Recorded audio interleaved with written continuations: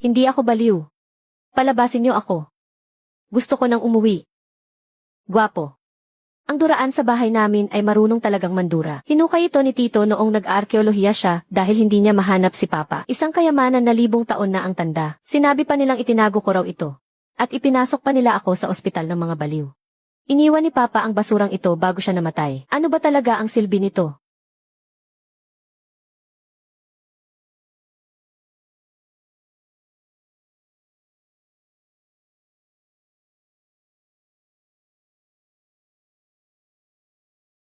Palibot ng dagat ang bulok na lungsod na ito. Walang kabuhay-buhay ang lugar na ito. 10 buwan nang walang kahit isang patak ng ulan. Tuyo at maalat ang lupa sa bukid. Hindi ka makakapagtanim ng kahit anong makakain dito. Zhou-Meng, kunin mo ang mga natitirang supply sa hukbo at ipamahagi muna ito sa mga sundalo. General, sumulat ang walang hiyang emperador na ubos na raw ang kaba ng bayan, kaya hindi magpapadala ng pagkain. May 400,000 kalaban pa sa labas ng lungsod na nagmamasid sa atin. Kapag nagpatuloy pa ito, hindi lang sa hindi natin maipagtatanggol ang lungsod, mamamatay tayong lahat dito sa gutom. General, ang huling barko na hihingi ng saklolo sa kaharian. Kaya ko pa kayong ihatid palabas ng isla. Hindi pa umaatras ang malakas na kalaban. Hindi pa nababawi ang ating lupain. Yan Fiwan, hindi aalis ng isla. Sumusumpa akong sasabay sa buhay at kamatayan ng mga sundalo. Matagal ko nang sinabi sa inyo.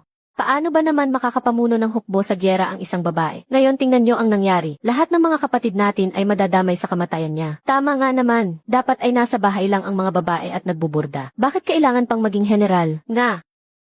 Hindi siya masisiyahan hanggat hindi tayong lahat namamatay ng dahil sa kanya. Talagang napakasama niya. Diyos ko po. Bakit nakikipag-usap ka pa sa kanya? Bilis, tumakas na tayo. Ayoko ngang mamatay kasama niya. Tumahimik kayo.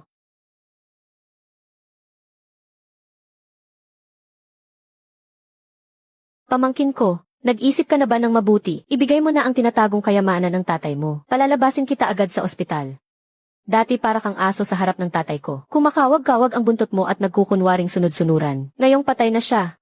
Bigla kang nagbago at hindi mo na kami kilala. Hindi naman pwedeng sabihin mo iyan. Papasok sa high school ang pinsan mo ngayong taon. Malaking halaga ng pera ang kailangan naming ilabas. Pinapabayaran pa sa amin ng nayon. Ang pambayad sa libing ng tatay mo. Saan kami kukuha ng pera kung hindi namin makikita ang kayamanan? Walang silbi kahit ikulong niyo ako. Hindi ko rin alam kung nasaan ang kayamanan ng tatay ko. Ikaw ang tanging anak na lalaki ng tatay mo. Imposibleng hindi mo alam. Sinabi ko nang hindi ko alam, hindi ko talaga alam. Kahit alam ko, hindi ko ibibigay sa iyo. Ang tanging bagay na iniwan sa akin ng tatay ko. Itong sirang duraan lang na ito. Hindi ka pa rin ba magsasabi ng totoo? Kung hindi mo sasabihin kung nasaan ang kayamanan, mananatili ka sa mental hospital habang buhay. Ano bang basurang ito? Ang pangit naman ito. May multo. Mabilis, tumakbo kayo. Tol. Sa wakas, may nagawa ka ring mabuti. Ang dumi naman ito. Maganda ang gising ko ngayon. Lilinisin kita ng mabuti.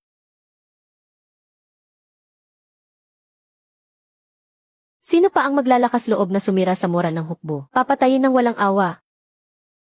General, ang dali niyo namang sabihin iyan, pero wala tayong pagkain, walang tubig. Paano niyo po inaasahang makipaglaban kami? Totoo nga naman, walang pagkain, kaya pa nating magtiis ng ilang araw. Pero walang tubig dito. Kami, mukhang hindi tayo tatagal ng 3 araw. Kung ganoon nga, kung magkakagayon, katayin ang mga kabayong pandigma. General, huwag po. Magaling ang mga kaaway sa labanan sa dagat at alam nilang hindi tayo sanay sa tubig. Sa susunod, tiyak na hindi na sila makikipaglaban sa atin sa pampang. Wala ring silbi kung itatabi pa natin ang mga kabayo. Mas mabuting katayin na lang ang mga ito para makakain ng busog ang lahat. Kahangalan. Ang mga kabayong pandigma ang pinakapundasyon ng labanan. Paano nyo basta-basta na lang papatayin ang mga iyon? Ano pang tinitingnan nyo riyan? Mag-alis na kayong lahat. Matagal ko nang sinasabi sa inyo. Ang babaeng nagiging general ay hindi talaga ubra.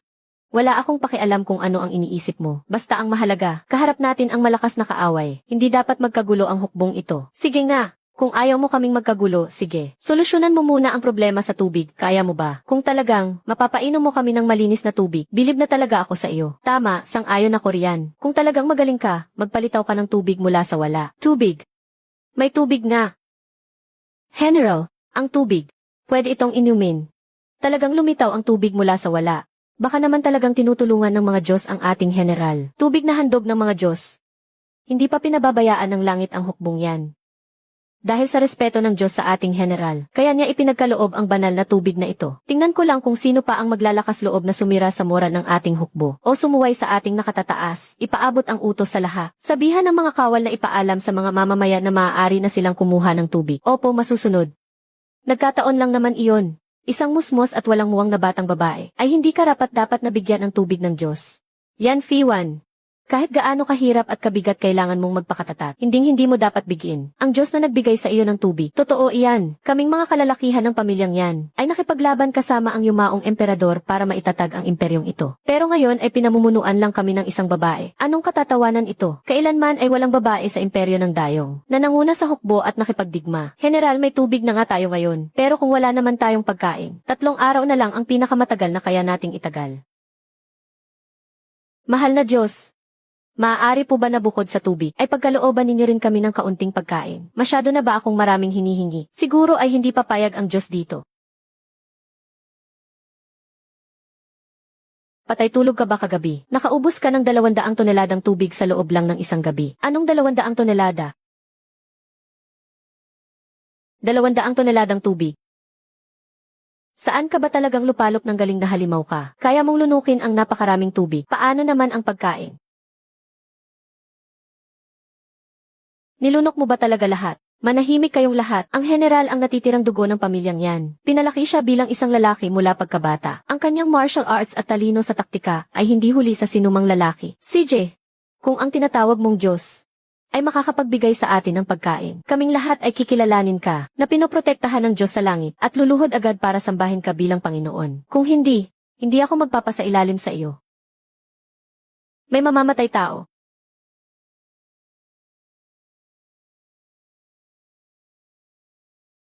Bigas, General, puting kanin nga ito. Puting kanin na tanging mga dugong bughaw lang ang nakakakain. Kay buti naman. Hala! Karne. Karne nga, General, Diyos ko. Karne nga talaga. Sa ilang milyang paligid na ito, kahit isang butil ng bigas ay wala kaming mahanap, lalo na ang karne. Mabuti. Nagpapasalamat si Fiwan sa biyaya ng dakilang Diyos. Pangalawang General Wei, hindi mo naman siguro nalimutan ang sinabi mo kanina. Nagpapasalamat si Wei Hu sa pagpapala ni General Yan. Salamat sa biyaya ng General. Salamat sa biyaya ng Diyos. Ikaw, ano ka ba talagang halimaw? Ako, tingnan mo kung paano kita dudurugin.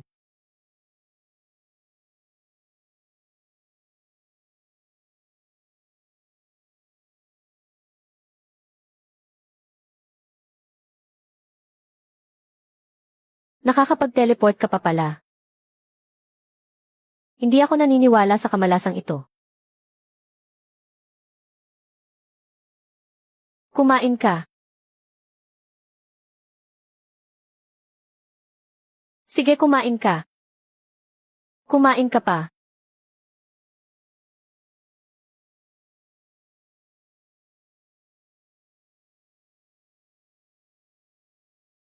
Hayaan mong mabusog ka ng husto.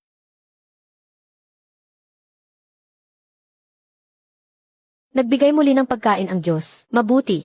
Ipaalam sa lahat. Ihanda ang puting bigas para gawing lugaw. Para makakain ng mainit na pagkain ang lahat ngayong gabi. Ipamahagi ang natitirang pagkain sa inyong mga pamilya. Pati na rin sa mga mamamayan sa loob ng kuta. General, may sugat pa po kayo. Huwag niyo na pong ipamigay sa amin. Sapat na sa amin ang kahit kaunting makain. Opo, General. Huwag kayong mag-alala. Mapagpala ang Diyos sa langit. Tiyak na bibiyayaan niya muli tayo.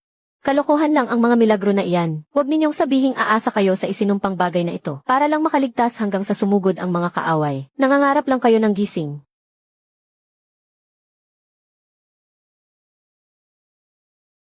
Dakilang Diyos sa langit, kung kaawaan ninyo kami, at muling pagkalooban ng pagkain, para iligtas ang mga mamamayan sa matinding hirap, upang iligtas ang hukbong yan sa kanilang kagipitan. Buong pagpapakumbabang yumuyuko si Fiwan. Gusto mo ba? Pagod na ako, hindi ka pa ba nabubusog? Heto na naman, liham ng paghingi ng saklolo ni Fiwan. Yan Fiwan. Siya nga si Yan Fiwan. Amo. Ito ang babaeng general ng Dayong. Siya si Yan Fiwan. Sa edad na 18 sumabak na siya sa digmaan para pumatay ng mga kaaway. Isa siyang bayaning babae na hindi nagpapatalo sa mga kalalakihan. Ang galing naman ng babaeng general na iyon. Ang tatay mo para lang mahanap ang babaeng general ng dayong. Ang baluti ni Yan Fiwan ay tinanggay ng buhawi sa disyerto ng Gobi. Ito lang ang nahanap namin.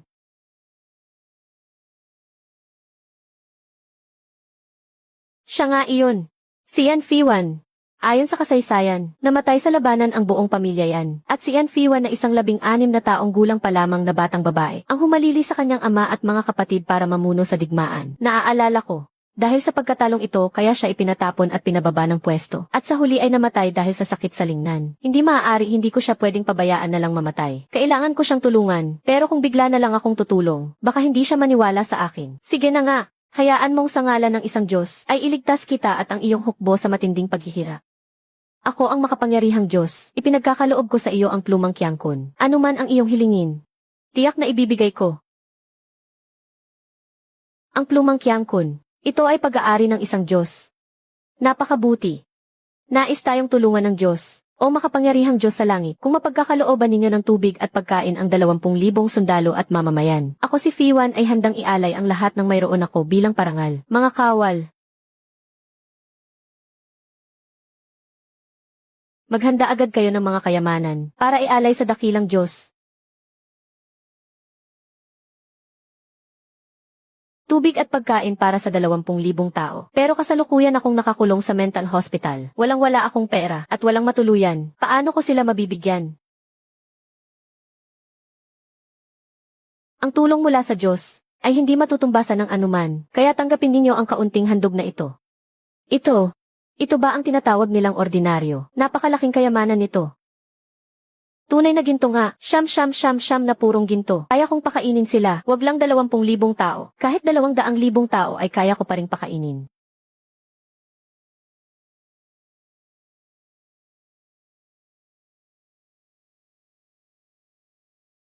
Ang sarap sa pakiramdam ng may pera, napakasaya talaga.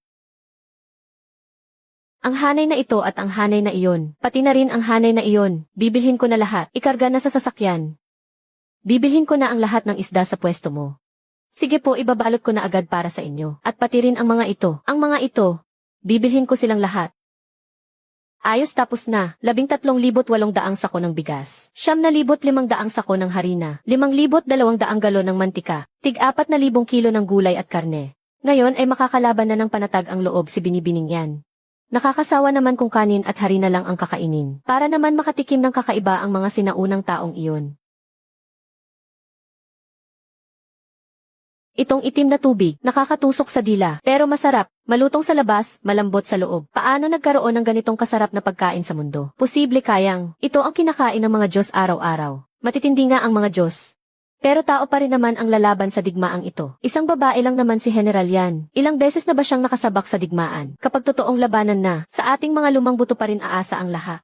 Kakain tayo, pero hindi ibig sabihin na bilib tayo sa kanya. Kapag siya ang pinamuno sa hukbo, gabi-gabi akong hindi makatulog sa pag-aalala. Kumain nga sila. Pero sa kaloob-looban nila, hindi pa rin talaga sila sang-ayon. Pero okay lang. Ako si Yan Fiwan. Gagawin ko ang lahat para rerespetuhin ninyo ako ng buong puso. General, may masamang balita. General, kanina pong umaga natuklasan ito. Nagsimula po sa mga kasamahan natin sa silangang kampo. At ngayon, halos kalahati na ng kampo ang nahawahan.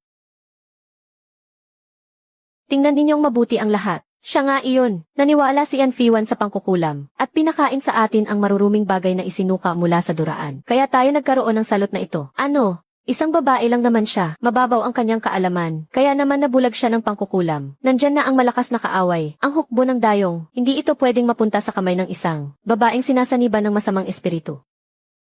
Kung gusto nating mapalayas ang masamang espiritu, iisa lang ang paraan. Sunugin siya ng buhay. Ang pagsunog sa masamang espiritu, ang tanging makakapagligtas sa buhay nating lahat. Tama. Sunugin siya ng buhay. Bakit wala pa ring sagot? Hindi ko alam kung ano na ang nangyayari kay Binibining yan doon. Kung naibsan ba ang tagutom doon. At kung tinanggap na ba siya ng mga tao doon. Hayaan na nga, bukas ko na lang iisipin iyon. Ang kayamanang ito ay nagkakahalaga ng hindi bababa sa 200,000 at ang tanga niyang pangalawang tiyuhin ay 3,000 lang ang ibinigay sa akin. Napakautak ko talaga. Ako mismo ang magbebenta nito. Mapupunta sa akin ang lahat ng kikitain ko. Ano ang tunog na iyon? Anong tunog iyon? Wala namang tao ah. Siguradong dahil lang ito sa kapaguran ko matapos maglakbay buong araw. Pati ilusyon naririnig ko na. Lintik naman, ano bang klaseng basura ito? Limo. Magtutuos pa tayo. Hulihin siya. Lapastangan. Makinig muna kayo sa akin ng sandali. Pagkalipas ng 3 araw ay tiyak na malalaman ko ang katotohanan at bibigyan ko kayo ng paliwanag. General na inspeksyon na po ito ng matandang ito. Ito ay isang salot. Salot, paano naman biglang magkakaroon ng salot dito? Tinunton po ng matandang ito ang pinagmulan. Ang pinagmulan ng sakit na ito ay ang tubig mula sa bodega na kaloob ng langit. Ano? General, alam kong sabik na ang general na malaman ang katotohanan. Pero kailangan nyo pa ring alagaan ang inyong katawan. Ipaubayan nyo na po ito sa matandang ito. Sinasabi ko na nga ba may masamang bagay sa tubig na ito. Hindi pa matagal nang inilagay ang lasong ito. Siguro sa darating na 2 araw. General, wag mong sabihing ikaw nga talaga iyon. Hindi maaari. Hindi kami ipapahamak ng Diyos sa langit. Siguradong pakana ito ni Wei Hu. Parami ng parami ang nagkakasakit. Kapag hindi nalaman ang katotohanan pagkalipas ng 3 araw, susunugin ako ng buhay. May laban pa akong dapat ipanalo. At may mga pangarap pa akong hindi natutupad. Ano ang dapat kong gawin? Ang tanging magagawa ko na lang ay humingi ng tulong sa Diyos sa langit.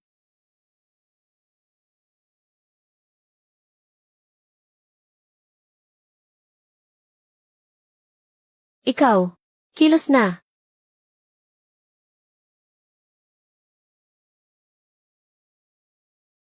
Ano bang balak ninyong gawin?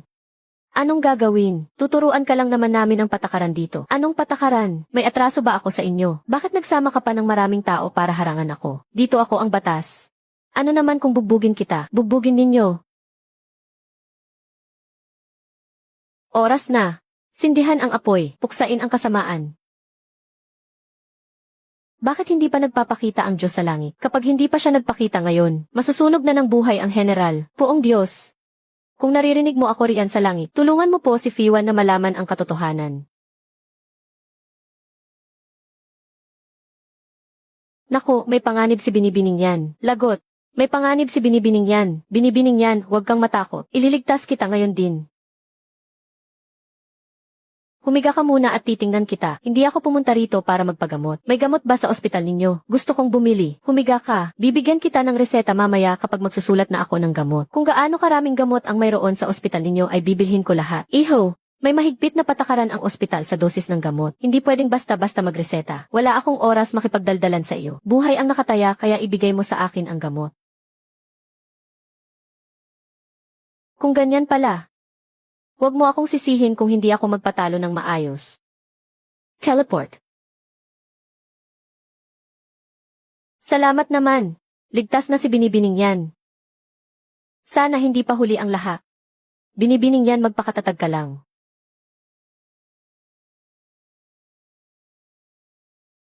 Ano iyon? Iyan ang gamot ng Diyos. Narito na ang gamot ng Diyos. Pakawalan niyo ang general. Naniniwala pa rin ba kayo sa masamang bagay na iyan? Sunugin niyo na agad ang masamang nilalang na iyan. Dumating ang dakilang Diyos para iligtas ako. Salamat sa Diyos. Kailangan kong samantalahin ang pagkakataong ito para makalaya. Ang sining ng pagiging isang pinuno, paraan ng pamumuno sa kapwa. Tuturuan kita ng 3 paraan. Una, galitin mo muna ang iyong kalaban gamit ang mga salita, para mawala siya sa sarili niyang diskarte, at unti-unting mahulog sa bitag mo nang hindi niya namamalayan. Pangalawang, General Wei, bakit parang nagmamadali kang patayin ako? Marahil ba ay, may tinatago ka? Impossible iyon. Padami ng padami na ang mga kasamahan nating namamatay sa sakit. Subukan na natin kahit walang kasiguraduhan. Hayaan nating subukan ng lahat ang gamot ng Diyos. Kapag sinubukan natin, may pag-asa pa tayong mabuhay. Kung hindi natin susubukan, mamamatay lang tayo rito. Ayokong mamatay.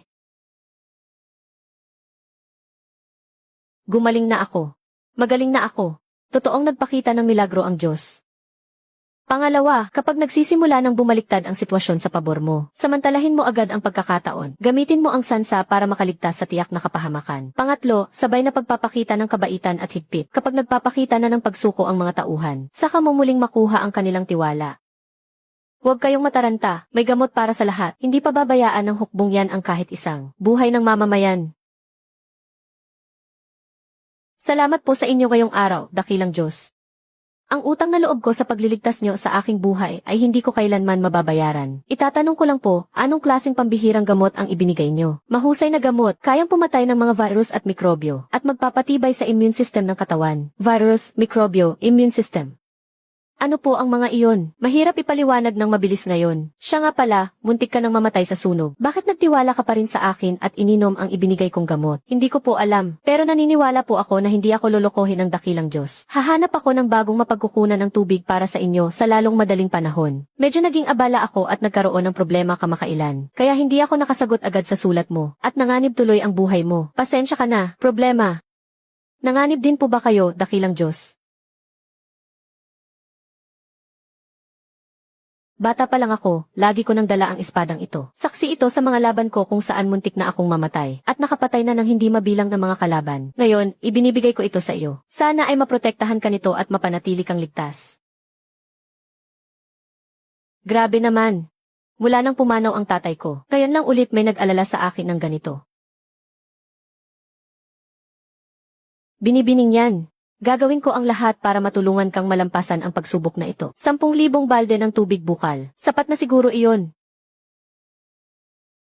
Ginoong Lee, ang in-order ninyong 10,000 balde ng tubig ay aabutin ng hindi bababa sa 5 araw bago makarating. 5 araw. Patay na sa uhaw ang mga tao niyan. Saan ba sa lungsod ang may pinakamalaking imbakan ng tubig? Saan iyon? Meron na.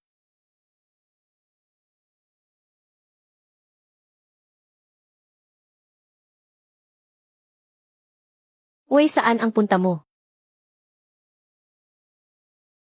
Tabi kayo. Ang lakas ng loob mong itulak ako. Mga kasama, turuan niyo siya ng leksyon.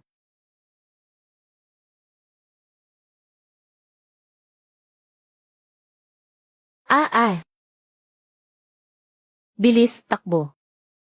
Napakagandang espada. Ang mokong na iyon. Kailan pa siya naging ganyan kalakas? Mukhang sinaunang sandata ang espadang iyon. Hindi man lang kami makalapit sa kanya. Ang espadang iyon. Ang duraan na iyon. Alin ba riyan ang hindi kayamanan? Bakit sa kanya lang napunta ang lahat? Hindi natin siya kaya sa tapatang labanan. Kung ganoon, maglaro tayo ng madumi. Hulihin niyo siya. Sa akin na mapupunta ang mga gamit na iyon. Sino ang mag-aakala? Ang pinakamalaking pinagkukunan ng tubig sa buong lungsod ay ang imbakan sa ilalim ng lupa ng mental hospital. Grabe, napakalaki naman ang balbula ng tubig na ito. Binibining yan. Hintayin mo ang dala kong tubig. Dito mismo. Nakita ko mismo na pumasok ang baliw na iyon. Buwisit. Siguradong ang nagbabait-baitan na iyon ang nagsumbong. Kailangan ko nang buksan agad ang balbula ng tubig, kundi ay tapos ako kapag nahuli nila ako. Buksan mo ang pinto, Limo. Bilisan mong buksan ang pinto, dali. Kung hindi ko pa ito maitulak, huli na ang lahat. Kapag hindi mo pa binuksan ang pinto, mapipilitan kaming gamitan ito ng puwersa. Bibilang ako hanggang 3 sa huling pagkakataon. 3, 2.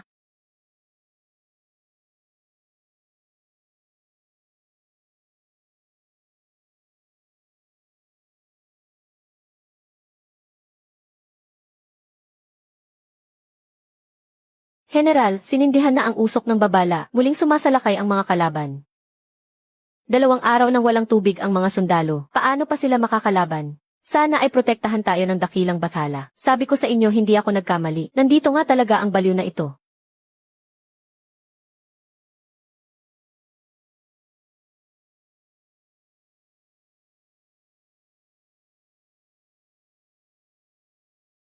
General, nasa tapat na ng pintuan ng lungsod ang hukbo ng kaaway. Malapit na nilang mapasok ang lungsod.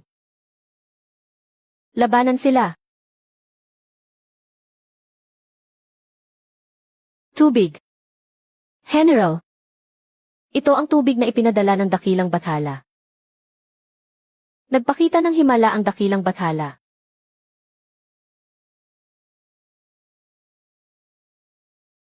Limo. Hindi mo ba alam kung ano ang parusa sa iligal na pagpasok sa imbakan ng tubig? Siraulo ka.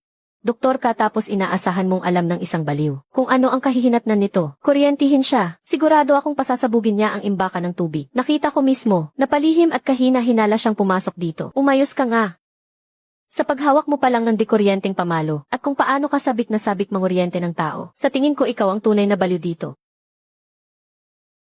Dakilang bathala, saluin mo ang espada. Dakilang Diyos, saluin mo ang espada. Mukhang isang espada. Ano yung kanina?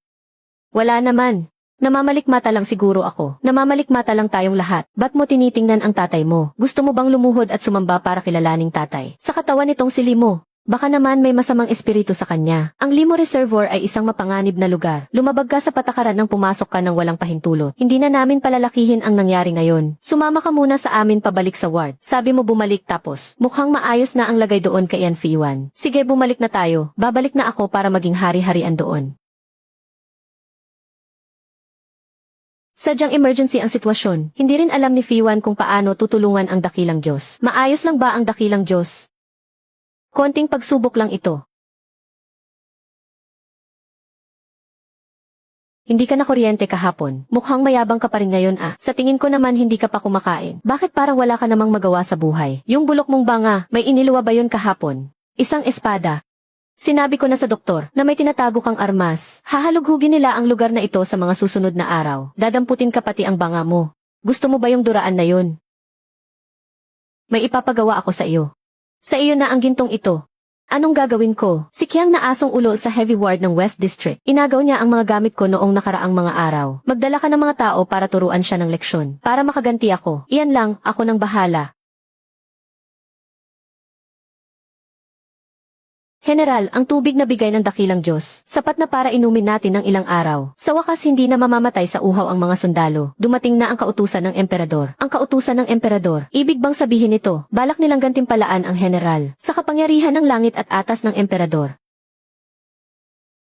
Ang anak na babae ng pamilyang yan na si Fiwan, ay nagpakita ng katapatan at husay sa pagtatanggol sa hangganan. General mukhang narito nga sila para bigyan ka ng gantimpala. Subalit ang pamumuno ng isang babae sa hukbo, ay hindi angkop na magpatuloy sa mahabang panahon. Kaya naman ang tagapagmana ng prinsipe ng Pingnan, na may angking talino at kakisigan, ay itinalagang ipakasal kay Yan Fiwan. Mula sa araw na matanggap ang utos na ito, dapat mo nang isuko agad ang kapangyarihan sa hukbo, at bumalik sa kabisera para sa inyong kasal. Ito ang utos ng emperador. Ang galing mo naman, napakasama talaga ng emperador na yan, hindi siya makatao. Binabati kita General Yan. Napakisig at napakagaling ng tagapagmana ng prinsipe ng Pingnan. Kapag nakasal ka na sa kanya, magiging asawa ka na ng tagapagmana. At tatamasa ka ng walang kapantay na yaman at karangalan. Kaysa naman sa pananatili rito sa masukal at walang kwentang lugar na ito. Mas mabuti iyon, hindi ba? Ginoo, may 400,000 kalaban sa labas ng lungsod na nagbabantang sumalakay. May 20,000 sundalo lamang sa loob ng lungsod at 80,000 mamamayan na nanganganib ang buhay. Tapos ngayon gusto mo akong bumalik sa kabisera para lang magpakasal. Sinabi ng emperador na bilang isang babae huwag mo nang pahirapan ang iyong katawan. Ang bumalik sa kabisera at magpahinga ng mabuti ang nararapat mong gawin. Paano naman ang mga sundalo rito? Naku, General Yan. Hindi mo na dapat inaalala ang mga bagay na iyan. Bukod doon, binibigyan na nga kita ng sapat na respeto. Ginoo, huwag mo namang tratuhin ng ganyan kalupit si General Yan. Hayaan mong ako na ang kumausap sa kanya. Mahal na tagapagmana ako ang general ng hukbong yan. Hindi ko maaaring iwanan ang aking tungkulin. Binibining yan tuyot at mahirap ang lugar na ito. Talagang napakahirap mamuhay rito. Kapag sumama ka sa akin pabalik sa palasyo ng aking ama, tiyak na aalagaan kitang mabuti. Kilala ang prinsipe sa kabisera sa pagiging maalalahanin. Puring-puri siya ng 26 na magagandang kerida sa bahay niya. 26 na napakababaero mong lalaki. Nagkakamali ka dyan, General. Hindi palikero ang prinsipeng ito. Gusto ko lang namang bigyan ng tahanan ang lahat ng kababaihan. Sa galing kong ito, kaya nararapat lang na mahalin at igalang nila ako. Masyadong maraming babae sa paligid mo, prinsipe. Ipagpaumanhin mo ngunit hindi ko iyan masusunod. General Yan, natatakot ka ba na baka maituon ko ang atensyon ko sa iba? Kung ganoon ay nagkakamali ka tungkol sa akin. Palagi kong pinapanatili ang aking dangal at napaka-perpekto ko pa. Natural lang sa mga tao na mahalin ako. Sa tingin ko ay naghahanap ka talaga ng sakit ng katawan. Huwag kang gagawa ng katangahan. General, balak mo ba akong saktan? Mag-ingat ka baka iutos ko. Natanggalin ka sa iyong posisyon bilang general. Iunoch, maaari bang maghintay muna matapos ang digmaan? Saka na natin pag-usapan iyan. General Yan, ibigay mo muna sa amin ang selyo ng hukbo. Napakalaki ng kahalagahan ng selyo ng hukbo. Paano ito maibibigay ng ganoon kadali? Hindi ikaw ang magpapasya nito.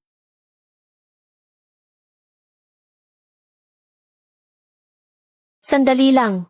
General, yan ang pagsuway sa utos ng emperador ay may parusang kamatayan. Maaaring hindi ka takot mamatay. Ngunit paano naman ang mga sundalo mo? Wala ka rin bang pakialam sa buhay nila? Yan Fiwan. Tinanggap ko ang utos. Napakabuting emperador. Wala siyang pakialam sa 400,000 mananakop sa labas ng lungsod. Pero may oras siyang pakialaman kung mag-aasawa ba ang general o hindi. Zhou Meng, mag-ingat ka sa mga sinasabi mo. Lumabas muna kayo. Masusunod.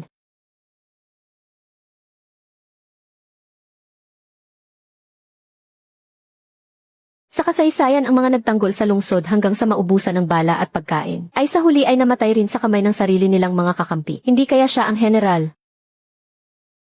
Si Yan Fiwan ang babaeng general ng Dayong. Sa edad na 18 pinangunahan niya ang hukbo kapalit ng kanyang kapatid. Bumabantay sa nag-iisang lungsod sa Timog Kanluran. 10 buwan nilang ipinagtanggol ang lungsod. Naubusan sila ng pagkain at walang dumating na tulong. Sa loob ng lungsod nagpalitan na sila ng sariling mga anak para kainin. Pagkatapos ay ipinilit siyang ipakasal ng emperador. Inalisan ng kapangyarihan sa hukbo at ibinilanggo sa kabisera. Nang bumagsak ang lungsod na bihag si Yan Fiwan, tumanggi siyang sumuko at nagpakagutom hanggang sa mamatay. Namatay siya sa edad na 26. Yan Fiwan, makinig kang mabuti. Gusto ng salot na emperador na ipakasal ka. Gusto kanyang mamatay pati ang hukbo ng pamilyang yan. Gusto niyang mamatay ang lahat ng mamamayan sa lungsod. Kaya hindi ka pwedeng mamatay. Mas mabuti pang ideklara mo ang iyong sarili bilang pinuno. Basta narito ako para tulungan ka. Naiintindihan nga talaga ako ng Diyos ng Kalangitan. Kapareho nga ng iniisip ko. Ang mamuno sa sarili. Ang mamuno sa sarili. Iyan nga ang mismong nais ni Fiwan. Ngunit ngayon na wala na ang selyo ng kapangyarihan. Wala nang hawak na kapangyarihan si Fiwan. Walang kapangyarihan. Kaya ko siyang tulungang magkaroon muli ng otoridad. Ngunit marami tayong kakailanganing mga bagay. Medyo mahirap kumilos dito sa mental hospital. Sandali lang, bakit ba ako nananatili rito? Hindi ba kaya ko namang mag-teleport paalis?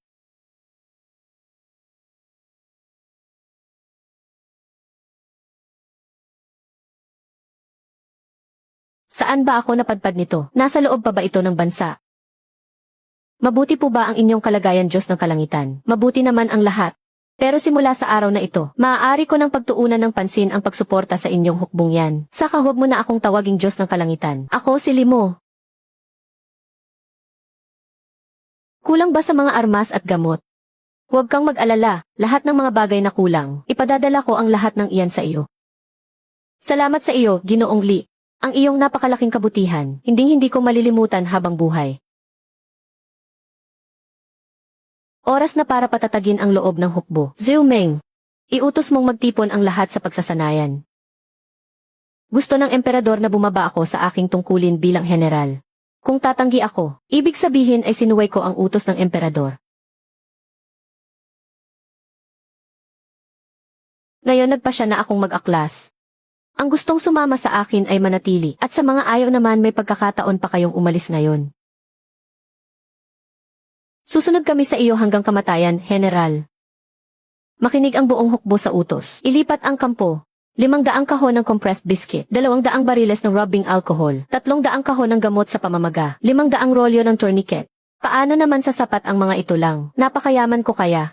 Kaya kong bilhin ang lahat ng gusto ko.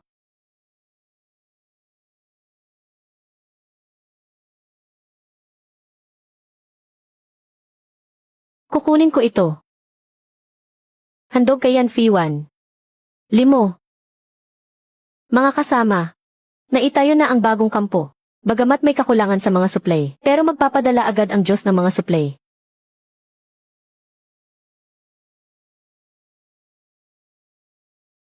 Napakabilis naman magpakita ng himala ng Diyos. Nakikinig kaya sa atin ang Diyos sa lahat ng oras na ito. Nagsasalita ang general. Ito ay ang kanyang pangalan. Ang baluting ito ay mas magaan ng kalahati kaysa sa bakal, at doble ang tibay. General, napakalakas talaga ng Diyos. May pangalan ang Diyos. 5 ang pangalan niya. Marahil, naghahanda pa rin siya ng mga supply para sa atin ngayon. Magpasalamat tayo sa Diyos. Salamat sa Diyos. Siguradong natanggap na niya ang mga kagamitan. Sa tingin ko, kulang pa rin ang pagkain. Pero siguradong napakarami ng kinakain ng 20,000 tao. Hindi sapat ang kaunting biskwit na ito. Kailangan pa ring bumili ng bultuhan. Pero kapag dumami ang pagkain, baka magkaroon na naman ng agawan sa pagkain. Yan Fiwan, pakiramdam ko hindi ito maaayos ng mabuti. General, ang pagkain ng hukbo ngayong araw. General, ito ay... Kakasabi ko lang kanina. Naghahanda pa rin ang poong may kapal ng mga supply para sa atin. Mabuhay ang Diyos! Ipamahagi ng maayos ang mga supply. Tiyaking makakakuha ang lahat. Masusunod. General, 2 sundalo mula sa silangang kampo ang nag-agawan para sa isang pakete ng biskwit at nag-away sila. Sige, dalhin mo ako doon. Nag-away dahil lang sa isang pakete ng biskwit. May respeto pa ba kayo sa batas ng hukbo? General, kulang na kulang talaga tayo sa pagkain. Mayroon tayong 20,000 tao. 20,000 tao. Talagang hindi sapat ang kaunting biskwit na ito para sa lahat. Tungkol sa pagkain, gagawa ako ng paraan. Mag-alis na kayo, Ginoong Lee. May ilang nagtatago ng mga supply sa kampo. Hindi patas ang pamamahagi. Nababahala ang mga sundalo. May kaunting ideya lang ako. Maaari ko bang itanong kung paano ito dapat lutasin, Ginoong Lee? Ipaubaya mo sa akin ang problema sa pagkain. Pero dahil nababahala ang mga sundalo, kailangan nating gumawa ng hakbang. Maaari tayong magbigay ng babala sa pamamagitan ng pagpaparusa sa isa. Gumamit ng kabutihan at higpit ng sabay. Nauunawaan ko na. Ang 2 sundalong nag-away kanina. Pumunta ka na ngayon din para tanggapin ang parusa mo. Tandaan ninyong lahat ito. Ang mga bagay na ito ay handog ng dakilang Diyos mula sa langit. Sinong maglalakas loob na makipag-agawan? Haharap sa batas ng hukbo. Lahat ng supply ay dapat tipunin sa imbakan. Pamamahagi ayon sa pangangailangan ng bawat isa. Magtatalaga ng 3 opisyal ang supply upang magbantayan sa isa't isa. Pupugutan ng ulo ang sinumang lalabag. Zhou Meng, punong tagapamahala ng supply. Tinatanggap ko ang inyong utos, General. Kung may mawala kahit isang sakuman lang ng bigas, handang ibigay ng inyong lingkod ang sariling ulo bilang kabayaran. Kaya naman limitado lang ang paggamit ng kapangyarihang mag-teleport. Ginamit ko na ito ng 7 o 8 beses nitong nakalipas na 2 araw. At ngayon ay hindi ko na ito magamit. Mukhang hindi pang matagalan kung aasa lang ako sa pag-teleport. Kailangan kong maghanap ng opisyal na paraan para makapagpadala ng mas maraming supply. Kulang sa pagkain ang panig ni Yan Fiwan. Isang pagkaantala lang ay may mamamatay na sa gutom. Kailangan muna nating tugunan ang kagyat na pangangailangan. General, nagsisimula ng magdagdag ng sundalo ang mga kaaway sa labas ng lungsod. Mula sa dating 400,000 ay naging 500,000 na sila ngayon. Natatakot ka ba? Hindi po ako natatakot. Ang problema lang ay ang ating supply ng pagkain ay talagang hindi sapat para tumagal sa mahabang labanan. Huwag kang mag-alala. May paraan ang dakilang Diyos. General, narito na ang mga tauhan ng Prinsipe Heredero. Ginoong Lee, nagpadala na ng tao ang Prinsipe Heredero noon para makipag-usap sa atin. Gusto niyang makipagtulungan sa akin. Nais niyang sumapi ako sa kanya. Kapag umakyat na siya sa trono ay bibigyan niya ako ng mataas na posisyon. Ang Prinsipe Heredero mismo ang lumalapit sa atin. Hangal tayo kung hindi natin ito sasamantalahin. Pero ang mga taong tulad ng Prinsipe Heredero, madaling magbago ang isip at mabilis magtaksil. Ngayon ay parang kapatid ang turing niya sa iyo. Bukas naman ay kaya niyang kunin ang ulo mo para lang makakuha ng pabuya. Paikutin mo lang siya para patuloy kanyang bigyan ng impormasyon. May tao siya sa kabisera, ang galaw ng mga kalaban, ang pagpapadala ng mga sundalo ng palasyo. Lahat yan ay nalalaman niya. Pagkatapos nating talunin ang mga kalaban, saka natin siya balikan at tapusin. Bumalik ka at sabihin sa mga tauhan ng mahal na prinsipe. Isa lamang akong maliit na general sa hangganan. Hindi ako karapat-dapat sa espesyal na pagtingin ng mahal na prinsipe. Hintayin muna nating matapos ang digmaang ito. Saka na natin pag-usapan. Napakahusay ng pag-iwas ninyo, General. Hindi ninyo sinabing payag kayo, at hindi rin naman kayo tumatanggi. Hinahayaan nyo lang siyang mabitin at mag-alala ng husto. Gagawin ko na po agad. Maraming salamat sa iyong payo, Ginoong Lee. Maliit na bagay lang yun. At isa pa, naisip ko na kung paano natin reresolbahin ang problema sa pagkain. Pero bago yan, kailangan ko munang magtayo ng kumpanya. Ang kumpanya raw ay parang isang tindahan lang. Ngayon may sarili na rin akong kumpanya. Kapag nagbukas na ang kumpanya, papasok ito sa opisyal na account. Mas magiging madali na ang pagpakyaw ng pagkain. Ganito nga dapat. Kung hindi ay hindi natin magagawang suportahan ang isang buong hukbo. Malaki pa naman ang natitirang pera mula sa pagbebenta ng mga antigong gamit. Pero kung pambibili ng ilang pungyari ng mga espadang tanghing dao, kulang pa rin yan. May ideya na ako.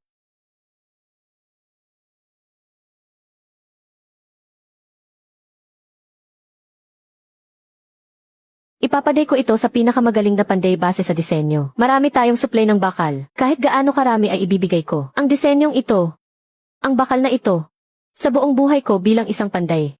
Ngayon lang ako nakakita ng ganito kamanghamanghang bagay. Isang pambihirang sandata, biyaya mula sa langit ang sandatang ito. Ang Diyos sa langit ay patuloy na magbibigay sa atin ng mga materyales para sa mga pambihirang sandata. Sisiw lang ang maramihang produksyon nito. Sa tulong ng makapangyarihang sandatang ito, hindi matatalo ang ating mga kawal. Napakamakapangyarihan ng Diyos ng langit. May ulat po, isang vanguard force ng mga Xiezi na may 3,000 katao ang nagkakampo sa 30 liang layo, batay sa posisyon ng kanilang mga kawal. Akala siguro nila ay bago pa lang tayo sa base na ito, kaya hindi natin kayang lumaban. Ngayong gabi ang perpektong pagkakataon para subukan ang mga bagong espada sa kanila. Mga kasama, sugod, patayin sila. 800 kalaban ang napatay natin, at 300 naman ang binihag natin. Walang nasawi sa panig natin, habang 17 tao lamang ang nagtamo ng bahagyang sugat. Napakahusay talagang gamitin ang espadang bigay ng Diyos ng Langit, para itong parusa mula sa langit. Ipunin ang mga kagamitan at kunin ang mga napanalunang gamit. Babalik na tayo sa kampo. Walang katapat ang mga bagong espada natin. Tagumpay ang ating unang laban. Maraming salamat sa mga ibinigay mong espada, Ginoong Li. Lubos na nagpapasalamat si Fiwan. Ang magagandang espada ay para lamang sa mga bayani. Isa kang bayani, karapat dapat lang iyan para sa iyo. Magpapadala pa ako ng panibagong mga materyales sa susunod. Maliit na bagay lang iyon. Sobra naman po ang papuri ninyo, Ginoong Li. Tagumpay ang ating unang laban. Tunay na tagapagligtas si Ginoong Li para kay Fiwan. Mas madali palang magpalaki ng hukbo kaysa sa inakala ko. Hindi ko rin alam kung bakit nahihiya pa si Yan Fiwan sa akin. Nababaliw ka na ba kung saan-saan ka pumupunta? Alam mo ba kung gaano nag-alala ang pamilya mo sa iyo? Ang alam mo lang ay tulungan si Yan Fiwan at nakalimutan mo nang asikasuhin ang sarili mo. Papasukin siya. General Yan. Ang mahal na prinsipe ay lubos na interesado sa mga bagong espada ng iyong hukbo. Talagang napukaw ang kanyang interes dito, kaya nais kong malaman kung hindi sila nakalamang nung nakaraan. Ngayon naman diretsyo na silang humihingi ng espada. Ang kapal naman ng mukha nila. General Yan. Hindi ko pwedeng desisyonan ito ng mag-isa. Tatanungin ko muna ang may-ari ng espada. Maaari ka nang lumabas muna.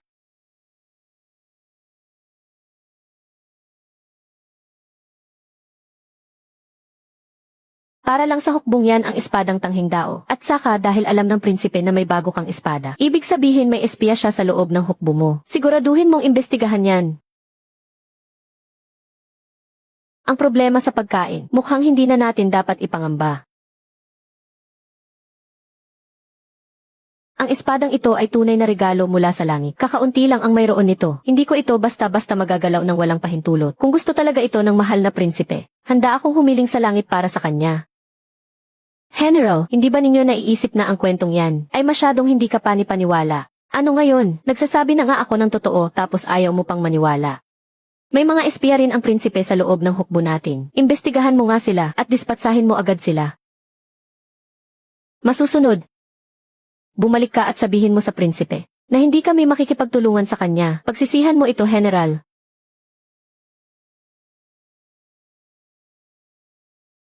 Sa susunod na mga araw, may darating pa na isang uri ng sandata. Pag-aaralan ko muna ito ng mabuti.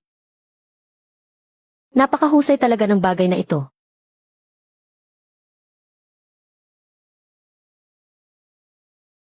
May talento nga talaga ako sa pag-imbento. Napakalakas talaga ng puwersa nito. Ipadadala ko na agad ito kay Yan Fiwan. Ang ipinadala ko sa iyo ngayon ay mga pampasabog na apoy. Mas mabuting gamitin ito sa malawak na lugar at mag-ingat sa apoy.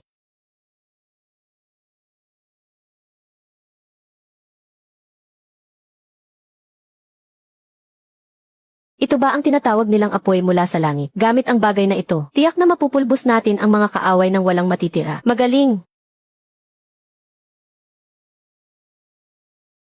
General, nagdagdag na mga sundalo ang mga kaaway. Ano ang sinasabi mo? Ibig sabihin nito, pinamumunuan na ngayon mismo ng general ng mga Tatar ang pangunahing puwersa na may 300,000 sundalo at darating sila pagkalipas ng 10 araw. Magkakaroon ng labanan hanggang kamatayan pagkalipas ng 10 araw.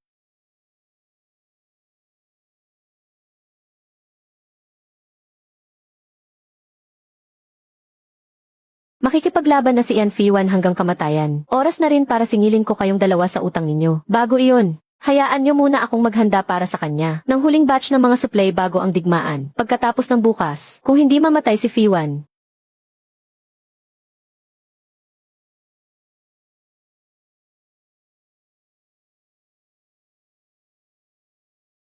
Sa wakas, magkikita na rin tayo.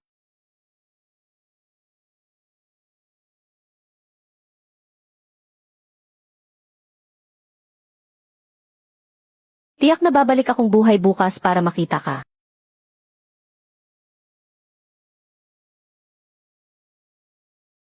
Huwag mong i-jinx ang sarili mo.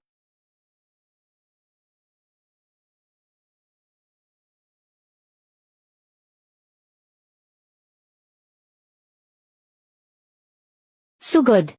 Naway protektahan tayo ng mga Diyos.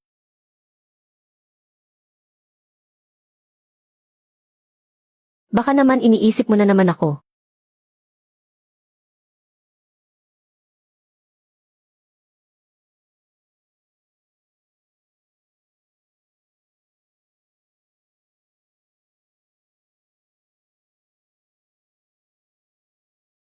Mga kawal. Ang sinumang sumabak sa labanan ay isang bayani. Hindi pwedeng walang tahanang babalikan ang mga bayani. Kapag natapos na ang labanang ito, ako si Yanfei ang mag-uwi sa inyo. Bakit parang ang tunog ay pamamaalam? Handa na siyang mamatay sa laban.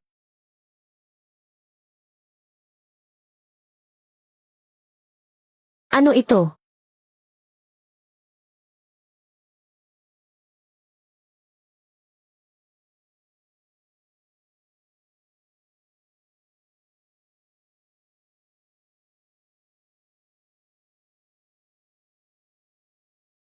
Kumusta ang kalagayan doon sa panig ni Yanfei Yuan? Balita po. May kaguluhan sa loob ng kaharian ng mga Tatar doon sa likod. Umurong na ang hukbo ng mga Tatar. Tumakas sila. Naihasa ko na nga ang aking espada, tapos sasabihin mo sa akin na tumakas sila.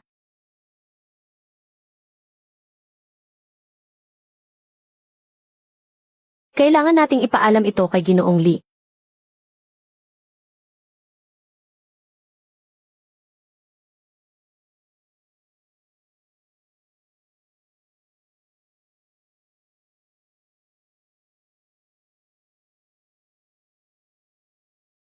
Ginoong Li.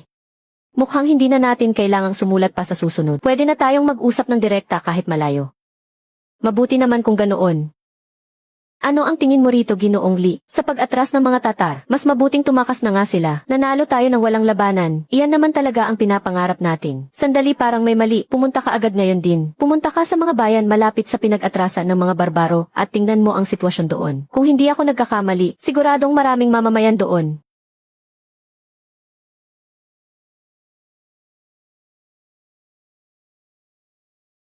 Ang mga barbaro sa normal na araw ay ganyan kung tratuhin ang mga mamamayan. Kayo ay mga sundalo ng dayong. Dati iyon. Pero hindi na ngayon. Talagang nakikita ni Ginoong Li ang mangyayari. Kailangan natin siyang tanungin ulit kung ano ang susunod nating gagawin. Ginoong Li. Dahil sa panloob na alitan sa kaharian ng mga barbaro, iniwan nila ang lungsod at tumakas, at nag-iwan ng 50,000 mamamayan. Puro matatanda, mahihina, may sakit at may kapansanan silang lahat. Walang laman ang lungsod na ito, pero napakaganda ng lokasyon nito. Gustong sakupin at manatili rito ni Fiwan. Ano sa tingin mo? Kapag natapos na ang alitan ng mga barbaro, malamang ay babalik pa sila rito. Samantalahin natin ang pagkakataong ito para gawing kuta ang lungsod. Magpapadala ako ng tubig at may pagkain din ako. Ang kailangan mo lang gawin ay maging hari. Pero ang natitira nating pagkain ay kasya na lang para sa 5 araw. Pagkain lang pala iyan eh. Madali lang iyan, ipapadala ko sa inyo. Fiwan, huwag mo na akong pasalamatan. Maaari ka nang magtayo muna ng lugawan ngayon. Bibili muna ako ng mga pagkain, magkita na lang tayo mamaya. 50 gin ng bigas, 1,000 sako. Dahil sa apurahang order may dagdag na 20% sa presyo. Kailangan namang maihatid ito ngayong araw. Ngayong nabili na ang bigas, sabay mo na ring at sek ang inventaryo ng mga compressed biscuit at delata. Problema talaga kapag napakaraming pera. Ipadala mo na iyan doon sa kanila. Hayaan mo muna silang kumain. Magdaragdag pa tayo kapag kulang pa.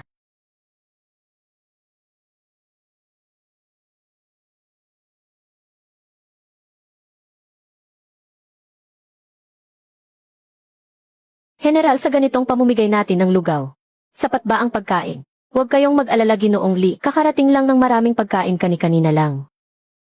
Ginoo, mayroon pa ba bukas? Ang ating pagkain. Sa katunayan ay handog ng isang Diyos mula sa langit. Kung mayroon bukas, depende iyon kung ipagkakaloob ng Diyos. Sana ay kaawaan kami ng Diyos at pagkalooban kami ng pagkain. para maipagpatuloy ni Liu Shui ang pamamahagi ng lugaw. Pagkatapos nito pumunta kayong lahat sa bulwagan ng pagpupulong. Ang buong bayan ay nakahawak lang sa kanilang mga mangkok at naghihintay na pakainin. Hindi ito magandang solusyon sa katagalan. Ano ang ibig ninyong sabihin, General? Ang tigang na lupain sa labas ng lungsod. Itinanong ko na kay Ginoong Li. Hindi naman patay ang tigang na lupaing iyon. Mayroon pa ring mga pananim na maaaring mabuhay doon. Simula ngayon, walang puwang ang mga tamad sa loob ng lungsod na ito. Ipunin ang lahat sa bakuran ng pagsasanay. Ang pagkaing handog ng Diyos ay para lamang sa mga gustong mabuhay. Ang mga taong gustong mamatay ay walang karapatang kumain.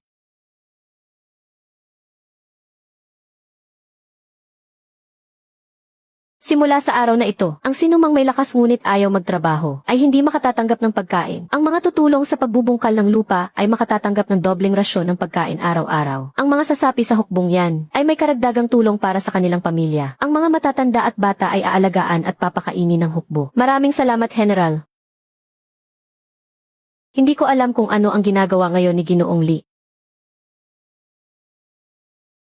Bibilhin ko na ang lahat. Magkano ang huling presyo at kukunin ko na agad ito?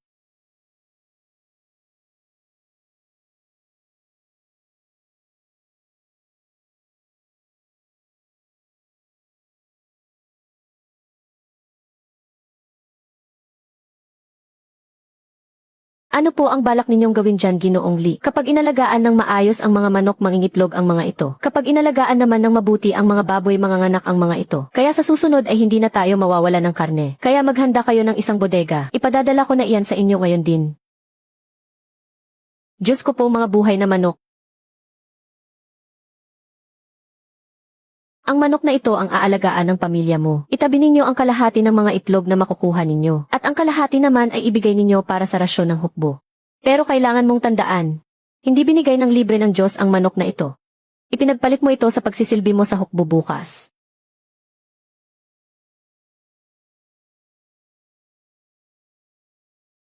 Bago umalis ang mga kalaban, nilagyan nila ng mga patay na hayop ang lahat ng balon. Naghukay kami ng 3, puro mabahong tubig lang ang laman. Mawawalan na kami ng maiinom na tubig. Ang laking samba naman, tatawagan ko pa lang sana kita ngayon. May problema ba? Ang galing mong manghula, Ginoong Li. Sinira ng mga bandido ang lahat ng balon sa loob ng lungsod. Kulang na kulang kami ngayon sa tubig. Ang laking tiyempo naman. May nakita akong bago at kakaibang gamit kanina lang. Tamang-tama, pambutas ito ng balon. Bibili muna ako mamaya tapos ipapadala ko agad sa iyo. Kung ganoon ako, si Fiwan ay tahimik na maghihintay sa magandang balita mula sa iyo. Mga kagamitan para sa dikamay na balon, semento at mga bakal na tubo. Ay nga pala, at may kasama pang isang manual para sa pag-install ng dikamay na balon. Kukunin ko na lahat yan at iuwi ko na agad. May kasama akong driver para magkarga sa truck. Ang galante niyo naman, boss. Saang lugar ba gagamitin ang mga ito para sa paggawa? Bakit mo pa kailangang malaman yan? Impake mo na lang at ikarga sa sasakyan. Sige po. Ikakarga na po namin ito agad para sa inyo. Tulungan niyo akong buhatin ang mga kargamento. Ngayong may tubig balon na tayo, hindi na natin magiging problema ang supply ng tubig. Ipadala niyo na ang mga ito doon. Hindi magandang iwanan lang dito ang mga antigong gamit na ito. Mas mabuti pang magtayo na lang ako ng tindahan ng mga antigo at doon ko ibebenta ang mga ito. Ito na ang magiging bagong mapagkakakitaan ko.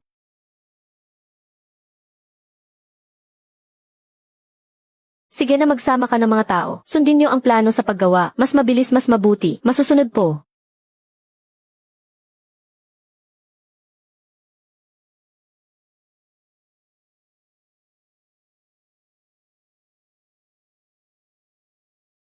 General, ayon po sa inyong utos. Tinanggal na po ang lumang karatula sa may pintuan ng lungsod. Ano ang isusulat sa bagong plaque? Bakit kaya tinawag ng General na Moksheng ang lungsod na ito?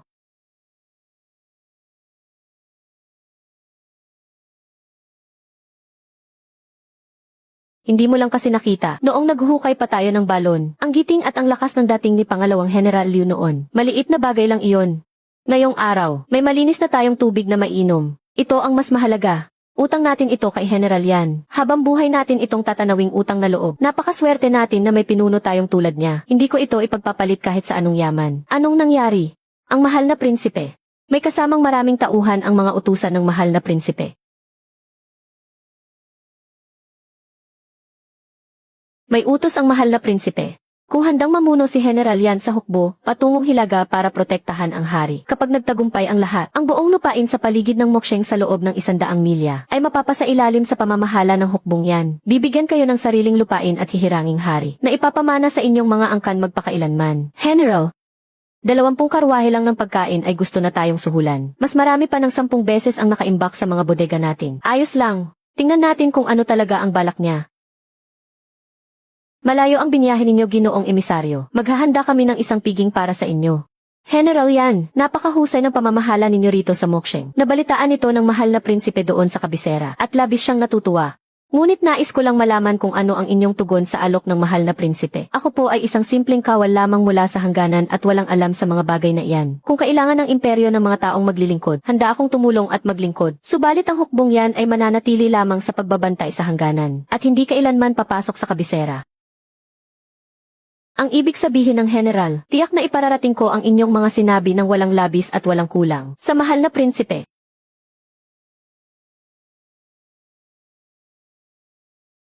General, 3 beses nang tinanggihan ang mahal na prinsipe, hindi mapagparaya ang taong iyan. Mukhang dadaanin na sa dahas sa susunod. Alam ko. Mabuting pakinggan muna natin ang opinyon ni Ginoong Li sa bagay na ito. Ginoong Li, ano ang ibig sabihin nito? Tindahan ng mga antigo. Ano sa tingin mo? Napakapino ng pagkakagawa. May nangyari ba doon? Kaya. Gusto kayong kunin ang koronang prinsipe sa kanyang panig. Ano sa palagay mo, Ginoong Li? Haharapin natin kung ano man ang dumating at gagawa natin ng paraan kapag nandyan na. Ginoong Li, ikaw ang sandigan ng Mokshen. Hindi ka dapat maging saklay lamang ng Mokshen. Malaki ang pamilya at ari-arian. Sobra-sobra ang salapi na hindi na kayang ubusin. Ngunit ang binibining kinukupkop mo ay gustong magbukid. Ano? Wala iyon. Ngunit dahil kinupkop mo naman na siya, alagaan mo na siya hanggang sa dulo. Ang ibig sabihin ba ni Ginoong Li ay hindi rin masyadong maintindihan ni Fei Wan? Mas mabuti pang hindi mo maintindihan, gawin mo lang kung ano ang tinitibok ng iyong puso. Iyon lamang. Tamang-tama ang dating mo. Nais kong magpadala ng tao para makipagnegosasyon sa koronang prinsipe upang ang mga pamilya ng ating mga kawal ay madala rito sa Moshen para magkasama-sama muli. Ilista mo muna sila kung sino-sino pa ang mga natitirang pamilya ng bawat kawal. Gagawin ko po iyan agad. Inilagay ng emperador ang 20,000 hukbo ng pamilyang yan sa hangganan. Hindi dahil malaki ang tiwala niya sa kanila, kundi dahil isa itong tuso niyang plano. Walang mga magulang, asawa o anak. Sila ay isa lamang grupo ng mga piyon na maaari nang itapon pagkatapos pakinabangan. Ang mabuting emperador na ito. Darating din ang araw na pagbabayaran niya ito. Isasama ko kayo pabalik sa kabisera para humingi ng hustisya. Walang problema kahit mag-isa lang ako. Pero hindi pwedeng mawala ng tahanan ang mga kawal.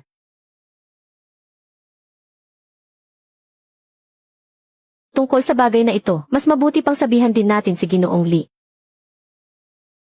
May gulo tayong kinakaharap. Napagtanto ko lang na ang emperador mula pa noong simula ay may balak ng maglaglag sa atin pagkatapos tayong gamitin. Ang gustuhin na pumunta sa kabisera balang araw para humingi ng hustisya. Hindi kaya labis na iyon. Siguradong hindi iyon sobra. Ngunit bago iyon, kailangan muna nating mabuhay bago pag-usapan ang paghingi ng hustisya. Tiyak na aalagaan ng mabuti ni Fei Wan ang mga kawal sa hukbo. Kung bubuhayin mo ang mga sundalo, ako naman ang mag-aalaga sa iyo. Kakaalala lang ni Fei Wan, sa bodega ng mga sapatos, mukhang marami pa doong magagandang bagay. Kukunin ko ang mga ito para iregalo kay Ginoong Li.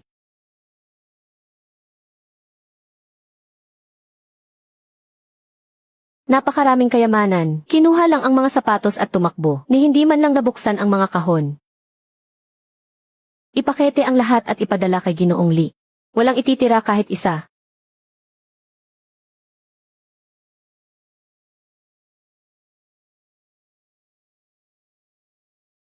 Lahat ng ito ay magagandang bagay, pero hindi ko talaga alam ang presyo ng mga ito sa merkado. Mukhang kailangan kong pumunta sa merkado ng mga antigong kagamitan. Galing ito sa dayong. Napakabihira na lang ng mga ganito sa mundo. Sa ganda ng kondisyon ng isang ito, kahit sa ang auction house, pwede itong maging pinakamahalagang pag-aari nila. Iho, saan mo nakuha ito? Pamana ng pamilya. Iho, sandali lang. Gusto mo bang magbigay ng presyo? 100 milyon o 200 milyon? Salamat po, matandang Ginoo. Pero hindi ko naman kailangan ng pera. Dahil napakahalaga pala ng mga antigong ito. Sakto at gagamitin ko ang ilan sa mga ito para tulungang patunayan ni Lao Kan na tama ang kanyang teorya. Dati ay nasa study room si tatay. Parang puno ng mga libro at dokumento ang mga dingding doon. Dapat ay nandoon sa loob ang mga dokumentong magpapatunay sa kanya.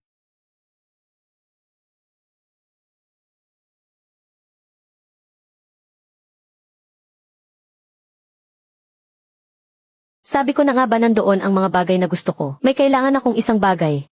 Ang rematse sa gate ng lungsod ng Moksheng, ang mga brick sa pader ng lungsod, ang brush holder sa mesa ng general, mas ordinaryo, mas maganda. Interesado si Ginoong Lee sa mga ito. May kinalaman ang mga bagay na ito sa huling hiling ng isang tao. Kukunin na ito ni Fiwan ngayon din.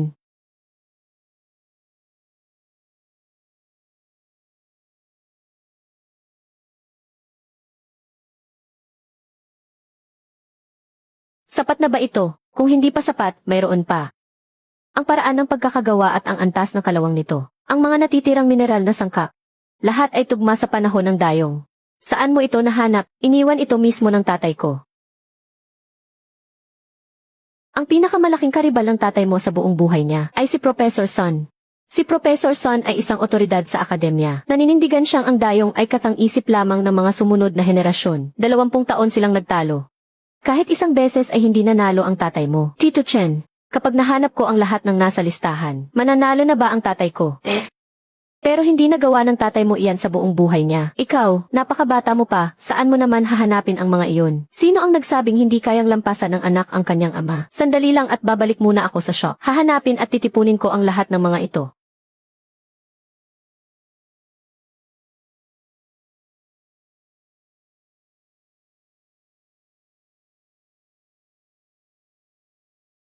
Amo, hirap na hirap sa paghahanap sa iyo si tito at tita. Araw-araw kang binabanggit ng pinsan mo. Sabi niya miss na raw niya ang pinsan niya. Pumayat ka. Ang payat mo. Naghirap ka siguro ng mag-isa sa labas. Ha ha ha. Nang mamatay ang aking tatay, 17 piraso ang nabawas sa mga kinolekta niyang antigo. Nag-report na ako sa pulis. Iniimbestigahan na ito ng mga pulis. Tito, alam ko kung nasaan na ngayon ang 17 gamit na ito.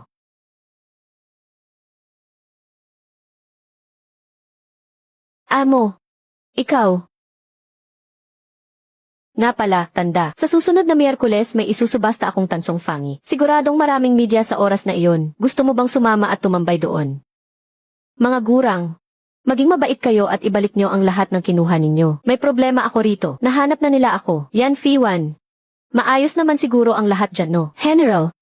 Ang lahat ng ruta ng kalakalan patungong Moksheng ay hinarangan na ng mga tao ng prinsipe. Ang mga karwahe ng asin ay hinarang sa labas ng hangganan at hindi man lang makapasok kahit isang piraso ng batong bakal. Ang nakaimbak nating asin ay sapat na lang para sa 10 araw. Ang paslit na prinsipeng iyon, matapos tanggihan ng 3 beses, ay gumagawa na agad siya ng maruming paraan. Kung talagang matapang siya magharap kami sa labanan.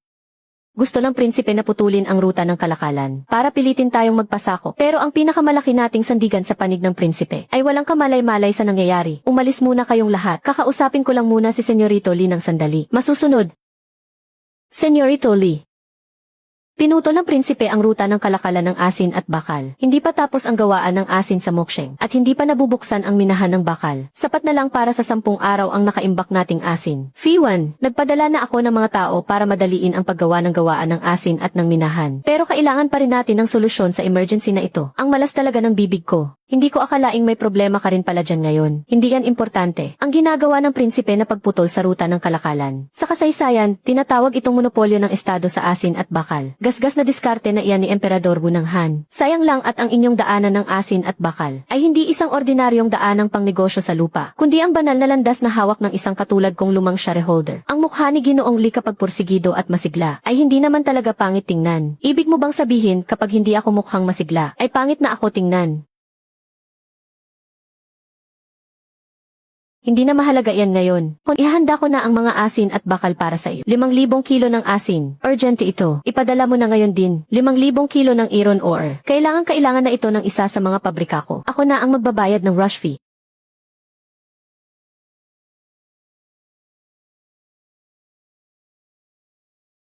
Tig 5,000 kilo bawat isa. Kung kailangan pa, magpapadala ulit ako. Ang kaunting ito ay tiyak na sapat na para mapahirapan sila ng matagal.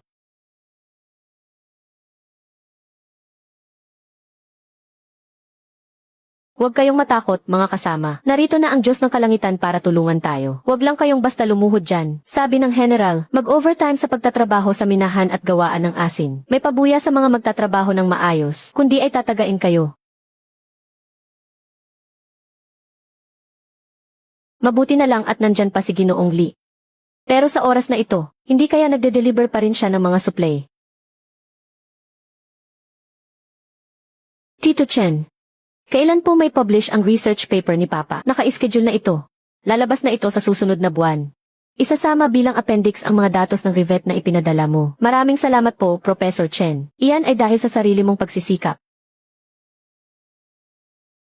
Sapat na ang imbak natin ng asin at bakal ngayon. Utang na loob natin ito kay Ginoong Lee. May magandang balita rin ako rito. Lumabas na ang resulta ng pagsusuri sa edad ng mga rivet. Ang matandang nag-akusa sa akin na nanggawa lang ng kasaysayan ay formal nang humingi ng tawad ngayon. Binabati kita, Ginoong Lee. Sa wakas nalinisan na ang pangalan ni tatay. Natupad na ang huling hiling ni tatay. Ang sinasabi nilang pambihirang kilos ni Master Lee. Nagpapasalamat ang lahat sa langit. Sana ay naririnig mo ang aming panalangin dito. Diyos sa langit. Tanggapin ninyo ang aming pagpupugay. Wala iyon, maliit na bagay lang. Sandali lang, tatawag lang muna ako. Amo, bakit napatawag ka bigla? Ang 17 antigong gamit na ninakaw mo. Binigyan kita ng 3 araw. Ngayon, lumipas na ang 2 araw. 24 na oras na lang ang natitira. Ang paraan ng pagsasalita ni Master Lee, mas mabilis pa kaysa sa nakikipagyera.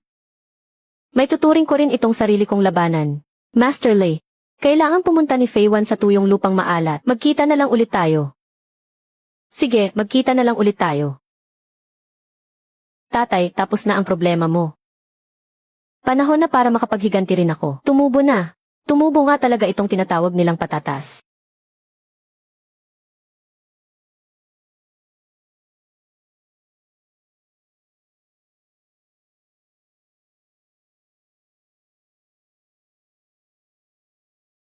Masaganang ani ito. Kung ganoon kailangan ko na ring magbilang ng pera.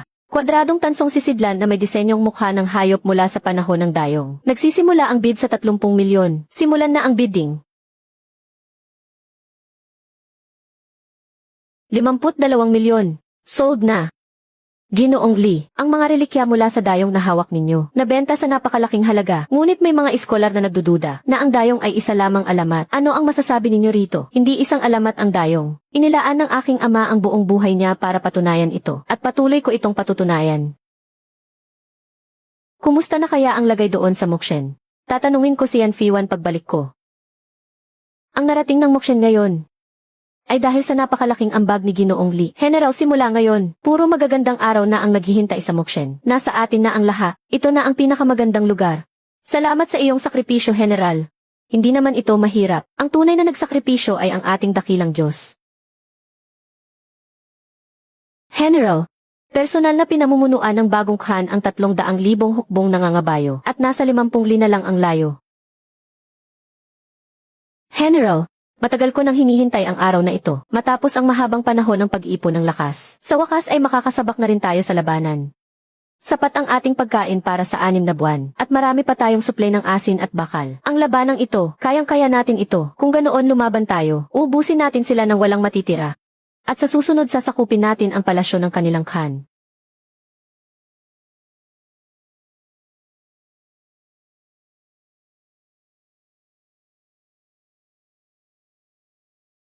Anong nangyayari? Buong araw tayong nakipaglaban. Muling sumugod ang mga kalaban. 100,000 armadong kabalyero. Ngayong araw na paurong natin ang unang alon ng pag-atake. Ang mga espada ng tang at mga bombang nagliliyab ay napakalaki ng naitulong. Pero ang puwersa ng mga kalaban ay 5 beses ang dami kumpara sa atin. Nagmamakaawa ako, Ginoong Lee, bigyan mo pa kami ng malalakas na sandata. Kailangan ko ng 500 makapangyarihang crossbow. 200 haluang metal na mga palaso. Yung mga rehistrado na at may clearance. Pakimadali naman. Sabihin mo lang ang presyo. Dapat makarating na yan bukas ng umaga. Magpapadala ako ng 200 crossbow. May layo itong 500 hakbang. Kayang tumago sa bakal na baluti. Kailangan ng lakas para mabanat ito. Ipagamit mo sa pinakamahuhusay na sundalo. Pero tandaan mong mag-ingat ka rin palagi. Huwag kayong mag-alala, Ginoong Lee.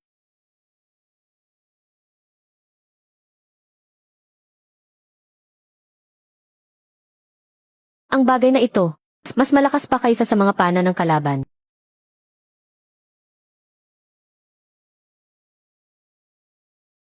Asikasuhin mong mabuti ang mga kalaban nating yan. Tiyak na mananalo tayo sa labang ito. Ginoong Lee, pakiusap kailangan natin ng agarang dagdag na 20,000 palaso at 300 bombang nagliliyab. Mang Zhang, may madali ang order na 20,000 palaso. Dapat maihatid bago sumikat ang araw. Maraming salamat sa sakripisyo mo, Ginoong Lee. Hindi naman ako napagod, mukhang ikaw nga ang mapapagod dito. Pumunta ka sa bayan at tingnan mo ang kalagayan ng mga mamamayan. Sige po.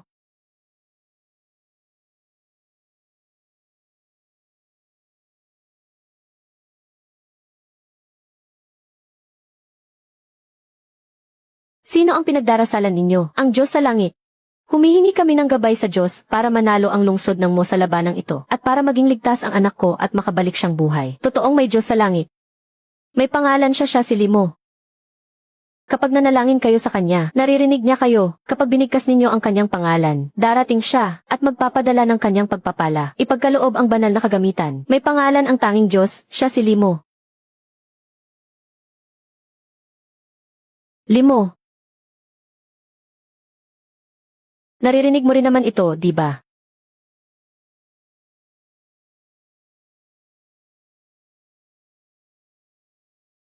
Ano nang nangyayari? Hindi kaya galing sila sa kabilang panig? Ano ang nangyari doon? Sumasamo kami sa Diyos na protektahan ang lungsod ng Mo at tulungan kaming manalo sa digmaang ito. General, may kilos na ang mga kalaban. Lahat ng mga mamamayan umuwi agad at magtago. Mga kawal, buong hukbo, maging handa. Ngayong gabi, gigibain natin ang lungsod na ito. Lahat ng bombang pampasabog, pakawalan. Ah!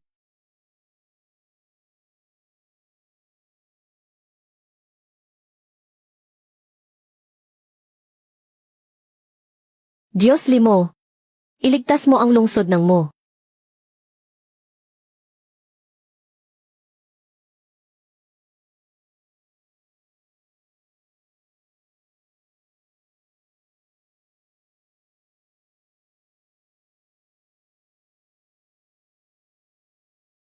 Dakilang Khan, nagpakita ng himala ang dakilang langit. Nababalot ng gintong liwanag ang taong iyon. Siya ang sugo ng dakilang langit. Hindi natin maaaring ituloy ang labanang ito. Sumasamba kami sa sugo ng dakilang langit. Ginoong Lee.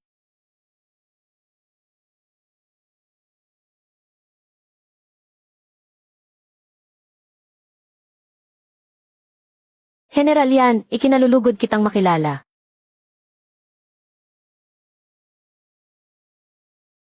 Ito ay, bumaba na ang dakilang Diyos.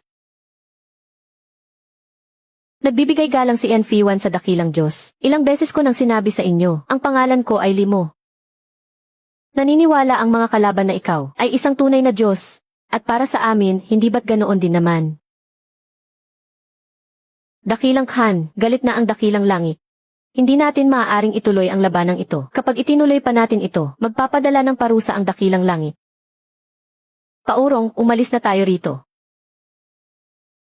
Ginoong Lee, ang iyong napakalaking kabutihan ay hinding-hindi ko malilimutan habang buhay. Ang iyong napakalaking kabutihan ay hinding-hindi ko malilimutan habang buhay. Mukhang hanggang dito na lang ako papayagang manatili ng panandalian. Hanggang sa muli.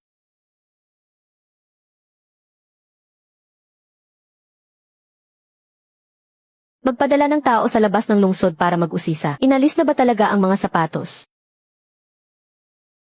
Ayos lang naman siguro si Young Master Lee doon, di ba?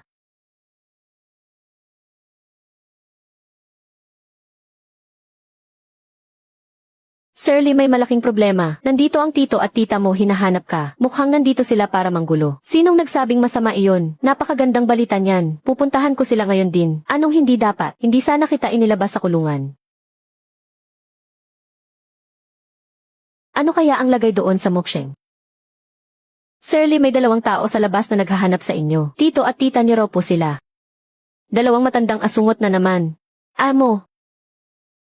Nabalitaan naming big time ka na ngayon. Yung nandoon sa subasta, nabenta ang antigong banga ng mahigit 50 milyong piso. Sa kumpanya po iyon, hindi sa akin personal iyon. Kumpanya mo naman iyan, kaya sa iyo pa rin iyon, di ba? Amo mag-isa mong pinapatakbo ang napakalaking negosyo, nakakapagod kaya iyan. Bakit hindi mo hayaang tulungan ka naming tito at tita mo? Kagagraduate lang ng pinsan mo ngayong taon. Tamang-tama para makapasok sa kumpanya mo at makakuha ng karanasan. Hihi! Mga asungot! Dumalo ba kayo sa burol ng tatay ko? Kung wala na kayong ibang sasabihin, may meeting pa ako kaya hindi ko na kayo maihahatid palabas. Amo, huwag ka namang magsalita ng ganyan. Pamilya pa rin naman tayo. May edad ka na pero wala ka pa ring asawa. Kanino mo naman ipapamana ang kumpanyang ito balang araw? Ang lahat ng negosyong ito, sa huli ay mapupunta pa rin naman sa pamilya, sa mga anak natin. Anong kalokohan ito? Young Master Lee, anong lugar ito? Ito. Saan ba sumulpot ang taong iyan? Huwag ninyong bastusin si Young Master Lee. Nakuha mo may kailangan pa palang asikasuhin ang tita mo. Sa muling pagtingin ko sa iyo. Mas matangkad ka pala kaysa nung nakita kita nung araw na yun. Ang tirahan ni Ginoong Lee, mas maliwanag pala kaysa sa iniisip ko. Halika rito.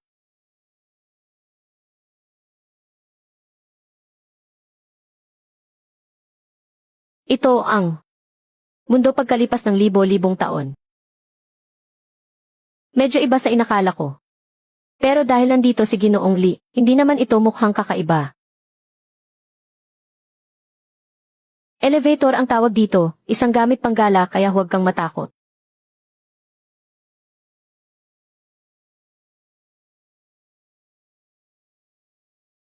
Ito ang lugar kung saan ako palagi araw-araw. Kumpara dyan sa inyo, kamusta naman ito? Napakaliwanag nga lang ay medyo maingay. Tara na, dadalhin kita sa lugar na mas maingay pa rito.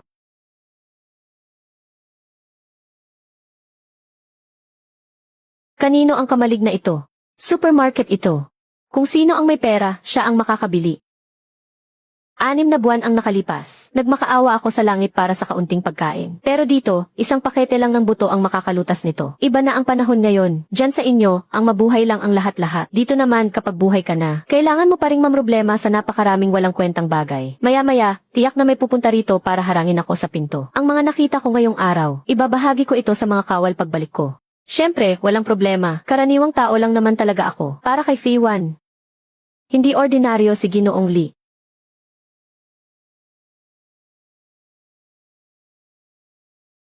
Sir Lee, nandito na naman yung dalawang matanda. May kasama pa silang kabataan ngayon. Dumating nga talaga silang lahat. Sige, asikasuhin na natin silang lahat ng sabay-sabay. Dali, bumati ka sa pinsan mo. Pinsan, ang tagal nating hindi nagkita. May proseso ng interview ang kumpanya. Dalhin mo ang resume mo bukas. Dumaan ka sa tamang proseso. Pamilya naman tayo, bakit kailangan pa ng ganyang proseso? Hindi mo na ba kami kinikilalang kamag-anak? Pagkilala sa kamag-anak. Kaya ba pumunta kayo sa libing ng tatay ko? Ma, huwag na lang. Ipasa niyo ang resume niyo sa loob ng 3 araw. Kapag hindi ko natanggap pagkalipas ng 3 araw, ibig sabihin kusang loob niyo nang binitawan ito. Kapag naging bastos pa kayo kahit pinagbigyan ko na, ipatatawag ko talaga ang mga gwardya para kalagkarin kayo palabas. Napakakaiba talaga nito. Napakataas naman ang tingin sa sarili, pero wala naman palang kahit anong kislap o kapangyarihan. Siya nga pala, tingnan mo kung ano ang ginagawa ni Fiwan. Kamusta naman dyan sa panig mo? Maayos naman ang lahat. Ang tito at tita ko, kasing sama rin pala ng ugali ng prinsipe. Doon sa pwesto ni Ginoong Lee, ang mga taong walang sariling hukbo, ay nagagawa pa ring manghingi ng pera gamit lang ang dila nila. Ang bilis mo namang naintindihan ang ibig kong sabihin. Siya nga pala tungkol sa batang babae kanina. Inilagay ang itlog ng inahing manok sa harap ng altar. Sabi niya ibibigay din daw ito sa batalang si Fiwan. Kakapadala lang ni Fiwan, at naibigay na ito kay Ginoong Lee. Sabihin mo sa kanya. Natanggap ko na ang itlog pati na rin ang kanyang mabuting kalooban. Boss Lee, may pumunta na naman dito. Sabi niya ay para raw sa interview. Simula sa araw na ito, magkakaroon ng karagdagang patakaran sa pagtanggap ng empleyado. Itataas ang pamantayan para sa mga aplikanteng kamag-anak at saka ako mismo ang mag-interview sa taong ito. 80 puntos ang kailangang makuha para makapasa. Binalik ka ba ng anak mo? Sinasadya mo talaga kaming pahirapan. Sino ba naman ang makakapasa sa mga pagsusulit ng kumpanya nyo? Kahit papaano may degree naman sa kolehiyo ang pinsan mo. Gusto mo lang talaga siyang harangin sa pinto. Amo, humingi na ng tawad sa iyo si tita noong nakaraan, di ba? Bakit ganyan ka pa rin kung umasta? Tito, sinasabi mo bang sinasadya ko talaga kayong pahirapan? Pero kahit isang salita, walang isinulat ang anak mo. Paano naging pagpapahirap to? Talagang inutil lang siya. Kung may kakayahan, magpasa ng resume. Dumaan sa pagsusulit at interview. Kung walang silbi, bumalik na lang kung saan nanggaling. Mag-isa mong binabantayan ang ganito kalaking negosyo. Darating din ang araw na hihingi ka ng tulong sa iba. Kanino naman? Sa iyo. Kahit nga sarili mong anak, hindi mo mapasok. Sa sarili mong kumpanya, ano namang aasahan ko para magmakaawa ako sa iyo? May bumabagabag ba sa iyo, Ginoong Lee? Wala naman. Nakipag-usap lang ako ng kaunti sa masamang kamag-anak. Ang selyong ito ay inukit ni Fiwan para sa iyo, Ginoong Lee. Kayo po, Ginoong Lee, ang pundasyon ng Mokshen. Paano kayong mawawalan ng opisyal na selyo? Tanggapin niyo po ito. Sa susunod na punta mo rito, ililibre kita ng hotpot. Ano ba ang hotpot? Isang palayok na may apoy. Malalaman mo rin kapag nakita mo na. Kung ganoon, si Fiwan ay sabik na maghihintay. General, nagpadala ng shaman ang mga Xiezi. Sabi nila gusto nilang makipagkasundo sa atin. Papasukin ang sugo sa lungsod.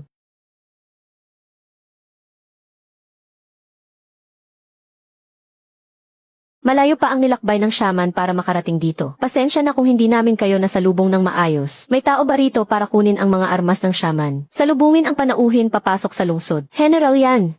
Ipinadala ako ng Kagan para makipagkasundo sa kapayapaan. Sinabi ng Kagan na may proteksyon ng langit ang Mokshen. Nais ng bawat tribo ng Xiezi na gawing hangganan ang Mokshen at huwag nang atakihin ang isa't isa. Ginoong Lee. Nagpadala ng sugo ang mga Xiezi para makipagkasundo, gamit ang Mokshen bilang hangganan, at walang labanan sa isa't isa. Ano sa tingin mo? Maaari nating pag-usapan iyan. Naniniwala ang mga Xiezi sa Diyos ng Langit. Gamitin mo ang Diyos ng Langit bilang panlaban mo. Pilitin mo silang mag-alay ng mga kabayo at bakal taon-taon. Magbubukas ang Mokshen ng kalakalan sa kanila. Itali mo sila gamit ang kanilang ekonomiya. General yan. Mayroon sana akong isang maliit na hiling. Babalik pa kaya ang Diyos ng Langit na iyon? Palagi naman siyang nandito. Nabalitaan kong nagkaaway na ang prinsipe ng Dayong at ang Mokshen. Hindi ko alam kung kailangan ito ng general. Huwag kayong mag-alala, shaman. Kung sakaling kakailanganin, hindi mag-aatubili ang Mokshen na humingi ng tulong. Permanado na ang kasunduan. Sa ngayon, hindi muna natin kailangang mag-alala sa mga Xiezi. Ang susunod nating dapat bantayan ay ang prinsipe.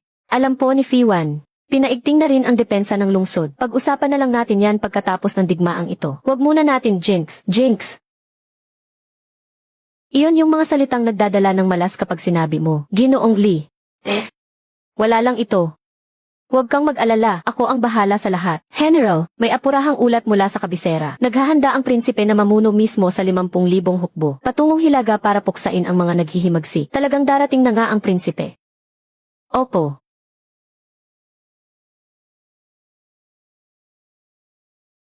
Ginoong Lee. Kailangan ko nang maghanda para sa gyera. Alam ko. Papunta na ang mga supply. Makinig kayong lahat sa aking utos. Sa loob ng 15 araw, gusto kong madoble ang mga pana sa pader ng lungsod. Sa loob ng 30 araw, dapat sanay na ang mga bagong sundalo para lumaban sa digmaan. Masusunod, General. Pinamumunuan ng Crown Prince ang 50,000 piling sundalo na umalis mula sa kabisera at dinaragdag ang mga lokal na hukbo sa daan. Kaya lumobo na ang puwersa nila sa 70,000. Tunog nakakatakot nga ang 70,000 piling sundalo. Pero nakaranas na ba siya ng totoong bakbakan? Ang mga spoiled na sundalo sa palasyo. Baka hindi pa nga nakakakita ng dugo ang mga iyan. Huwag nating maliitin ang kalaban. Papunta sa Hilaga ang Crown Prince. Kailangan nilang dumaan sa kapatagan ng mga Xiezi. Alinman sa makiusap na makiraan sila doon. O kaya ay umikot sa malayo na magpapatagal sa kanila ng isa pang buwan. May kasunduan sa atin ang mga Xiezi. Pero walang kahit anong ugnayan ang Crown Prince sa kanila. Magpadala ka ng tao para maghatid ng mensahe sa khan ng mga Xiezi. Sabihin mo na, hindi gustong makita ng Mokshen ang hukbo ng Dayong na nanggugulo sa kanilang kapatagan. Baka magalit ang sugo ng Chiang Shengchan. General, paano naman ang mga kagamitang pangyera at iba pa? Kakausapin ko si Mr. Lee tungkol dyan. Boss Lee, lalong lumalaki ang mga order mo ngayon. Hindi kaya nagpapasimula ka ng sarili mong hukbo. Napakahusay mo talaga. Hindi pa naman ako nababaliw para magpakulong. Sa ganitong paraan, sapat na siguro ang mga kagamitang pangyera ng Moksheng. Pero hindi ko pa alam kung ano ang magiging sagot ng mga Xiezi. Sabi ng Khan ay pinoprotektahan ng Diyos ang Moksheng. Kaya huwag kayong mag-alala kung makikiraan man ang Crown Prince. Kung ikot naman sa malayo ang Crown Prince, magkakaroon ng sapat na oras ang Moksheng para maghanda sa laban. Pero kung pilit niyang tatahakin ang kapatagan, kami mismo ang unang makikipagbakbakan para sa Moksheng. Lubos na nagpapasalamat ang Moksheng sa Khan. Nawa ay gabayan tayo ng Diyos. Huwag kang magmadali, hintayin muna nating makahanda siya, bago natin siya bigyan ng sorpresa. Pero para sa Crown Prince, baka maging matinding takot iyon.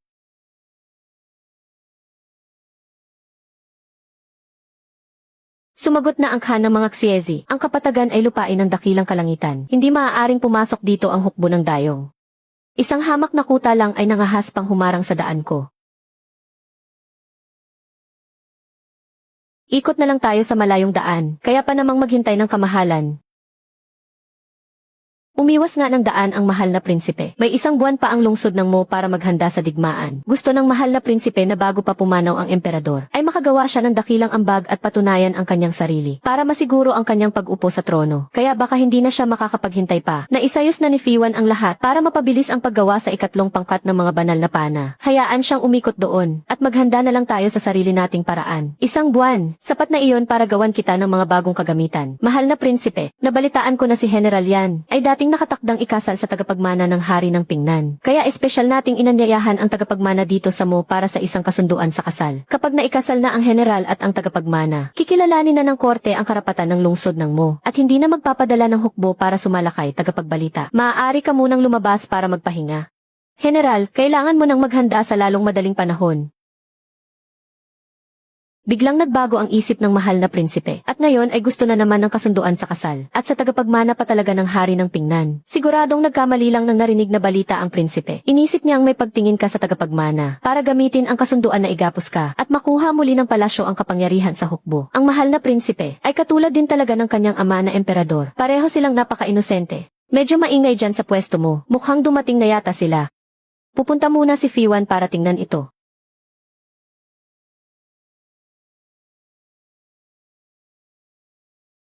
Napakaluma naman at sirang-sira ang lungsod na ito ng Mo. Wala pa nga ito sa kalahati ng ganda ng palasyo natin. Mahal na tagapagmana, maaari po muna kayong pumasok sa loob. Naghanda ng isang piging ang general para sa inyo. Talagang nag-ayos pa siya ng handaan para sa akin. May halaga nga talaga ako sa puso niya. May problema ba sa utak ang taong ito? Ang ganyan mong makatingin sa aming mahal na prinsipe ay tunay na kawalan ng paggalang. Napakamahalaga at napakarangal nga naman niya talaga. Sadyang mataas naman talaga ang kinalalagyan ko bilang prinsipe. Opo. Mahal na prinsipe, maaari na po kayong maupo.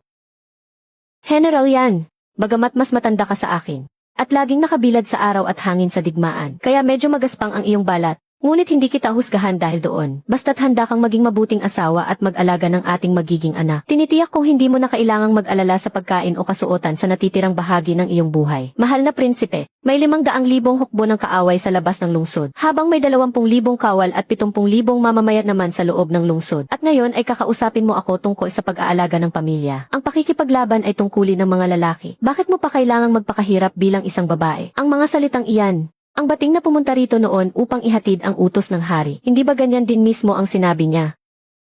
Malayo ang binyahe ng mahal na prinsipe para makarating dito, kaya magpahinga muna kayo ngayong araw. Bukas ay may ipapakita ako sa inyo. Magpahinga na muna kayo, mahal na prinsipe. Kailangan ko nang mag-ikot para magbantay sa lungsod. Ang hiyas na ito ay ang pamanang kayamanan ng pamilya Pingnan, at ngayon ay inihahandog ko ito sa ating general, upang patunayan ang aking tapat na hangarin. Kagalang-galang na prinsipe, ito po ang inahing manok ng pamilya ko. Nangingitlog po ito ng 2 beses araw-araw. Nangingitlog ba ang pamanang hiyas ng pamilya nyo? Saan ba galing ang bastos na batang ito? Hindi mo ba alam kung gaano kataas at kahalaga ang katayuan ko bilang prinsipe? Sinasabi lang po iyan ng isang bata nang walang mali siya. Hindi naman siguro papatulan ng mahal na prinsipe ang isang salitang binitawan ng walang pakundangan. Alam ko naman na matagal nang may pagtingin sa akin si General Yan. Ngunit ang batang ito ay talagang walang galang at hindi marunong mahiya. Mga kawal, pakiusap namang ihatid pabalik ang mahal na prinsipe sa bulwagan ng pagpupulong. General Yan, nakapag-isip-isip na ako. Hindi ko mamasamain kahit sira-sira na ang lungsod ng Mo. At hindi ko rin mamasamain kahit hindi marunong magpasalamat ang mga tao rito. Handa akong manatili rito. Ano ba talaga ang gusto mo? May pagtingin sa akin si General Yan.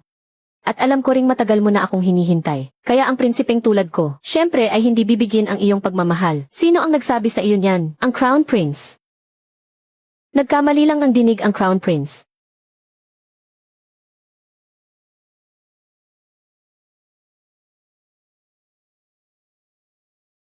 Sino naman ang isang ito? Huwag mong sagarin ang pasensya ko. Mahal na prinsipe, siya ang bathala ng lungsod ng Mo. Kung ikukumpara sa kanya, wala kang silbi. Mukhang mas matagal akong makakapamalagi rito ngayon. Ikaw, sa anong karapatan para tawagin kang bathala? Ay ang feelingerong nagpapatugtog ng kudyapi araw-araw. Totoong nagpapatugtog ako ng kudyapi araw-araw. Ngunit ano ba ang ibig sabihin ng feelingero? Isang lalaking ordinaryo lang naman pero napakataas ng tingin sa sarili. Mga bantay, ilabas ang prinsipe sa lungsod. Sino ba talaga ang lalaking iyon? Bakit? Kahit si General Yan ay lubos na gumagalang sa kanya, siya ang bathala ng aming lungsod ng Mo. Nakalabas kang buhay dahil ang bathala ay nasa mabuting lagay ang kalooban ngayon. Kailangan ko ring pumunta para sumamba sa bathala. Sana ay huwag nang magkaroon muli ng katulad ng prinsipeng iyon sa lungsod ng Mo. Dumating muli ang bathala kahapon. Nakita ko iyon. Sige na, makinig ka na kay kuya. Paparating na ang iba para sumamba. Oras na para umuwi tayo. Noong araw na iyon sa tapat ng bodega, nakita ko mismo ng aking dalawang mata kung paano nagpadala ang bathala ng sako-sakong bigas. Kung ganoon, nasaan ba talaga ang bathala? Nasa tabi siya ni General Yan. Sino ba talaga ang sinasamba natin, ang Diyos sa langit? O ang General? Pareho, magkasama nating sinasamba ang Diyos sa langit at ang General. Parang nakita ko sila. Doon mismo sa may pader ng lungsod. Tanda ko na ang mukha ng prinsipeng iyon. Sa susunod na pumunta siya rito, tatakutin natin siya ng paulit-ulit. Mas mabuti kung mamatay na lang siya sa takot. Wag na, hindi na iyon babalik. Pero pinaalalahanan mo ako dun ang koronang phoenix na iyon. Mukhang katulad ng sinusuot ng babae kapag kinakasal. Pag-aaralan ko pa yan pagbalik ko. Kung ganoon, ipapaubaya ko na sa iyo ito, Ginoong Li. Hanggang sa muli. Tapos na ang usapin tungkol sa prinsipe. Magpatuloy sa paghahanda para sa labanan. Huwag nating maliitin ang kalaban. General. Inukit ito ng kuya ko. 3 araw niya itong inukit. Sabi niya kapag inilagay daw ito sa harap ng dambana, mapoprotektahan ito ang general. Nasaan ang kuya mo? Pumunta sa kampo ng pagsasanay para kumuha ng pana. Sabi niya malaki na siya. Gusto na niyang sumama sa general para lumaban sa pagkakataong ito. Sabihin mo sa kuya mo, nasasamahan at proprotektahan siya ng Diyos sa langit at ng general.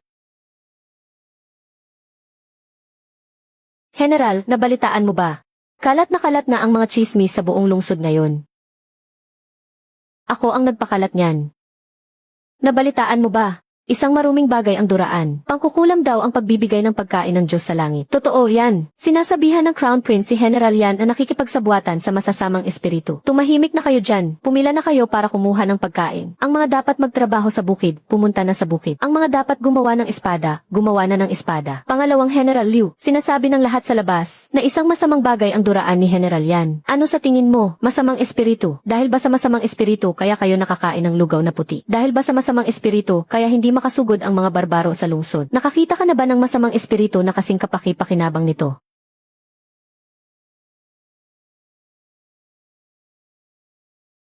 Kailangang may ulat ang bagay na ito sa general. Napakarami palang espiya dito. Huwag muna natin silang bulabugin sa ngayon. Hayaan mo lang silang magpatuloy sa pagpapakalat niyan. Tingnan natin kung anong kalokohan pa ang lalabas dyan. Tila may nakikipagsiksikan doon sa dambana. General, ano po ang gagawin natin? Pumunta ka doon at bantayan mo sila. Kapag may napansin kang kakaiba, iligpit mo sila agad sa mismong lugar. Nen, bakit ka ba sumasamba rito araw-araw? Magpapadala ang Diyos mula sa langit ng pagkain sa Moksheng. Magpapadala rin siya ng tubig at mga sandata. Nakita ko na nga ang Diyos mula sa langit ng isang beses. Napakatangkad ng Diyos mula sa langit. Galing ba talaga ang Diyos mula sa langit sa loob ng duraan? Alam naman iyon ng lahat. Talagang lumabas ang Diyos mula sa langit sa isang duraan. Kung ganoon, hindi ba isang masamang bagay ang duraan na iyon? Ikaw ang masamang espiritu riyan. Kayo ng buong pamilya mo ang masamang espiritu. Ayan, nakita mo na. Kahit nga ang kapatid kong babae, naintindihan iyan. Pero ang koronang prinsipe ay hindi iyan maintindihan. Mukhang hindi naman sa hindi niya maintindihan. Nagpapanggap lang siyang hindi niya alam. Kahit magpanggap pa siya o hindi, hindi naman ito masisira ang buhay natin. Tumpak ang sinabi mo. Sigurado akong ganyan din ang iniisip ni General Yan. Teka muna. Hindi ba nangako na tayo sa General na magsisinungaling tayo sa pagkakataong ito? Patawad. Nasanay na kasi ako. Sana hindi pa huli ang lahat para bawiin ito ngayon. Kakasabi lang ni pangalawang General Liu, magpapakita ang Diyos mula sa langit ng isang beses bukas. Muling bababa ngayon ang Diyos mula sa langit sa Moksheng. Maghanda na kayong lahat sa pagdating niya.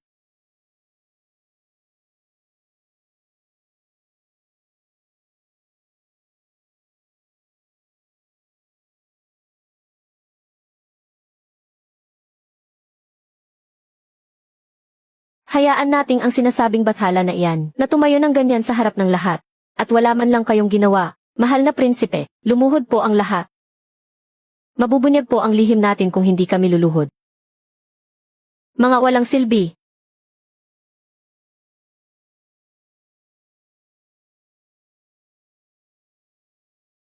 Parang nakuha ko na ang pattern. Anong pattern? Sa tuwing pumupunta ako rito, iyon palagi ang sandali na pinakakailangan ako ng Moksheng o kung kailan kailangan ng mga mamamayan na maniwala sa pagkakaroon ng bathala. Ngayong tapos na ang lahat. Kailangan ko na namang umalis. Mahal na prinsipeng tagapagmana, sisiguraduhin kong hindi ka na makakabalik ng buhay sa pagkakataong ito. General, kanina lang ay may isang espiya na nakapuslit palabas dala ang isang kapirasong papel. Hindi po namin siya naharang.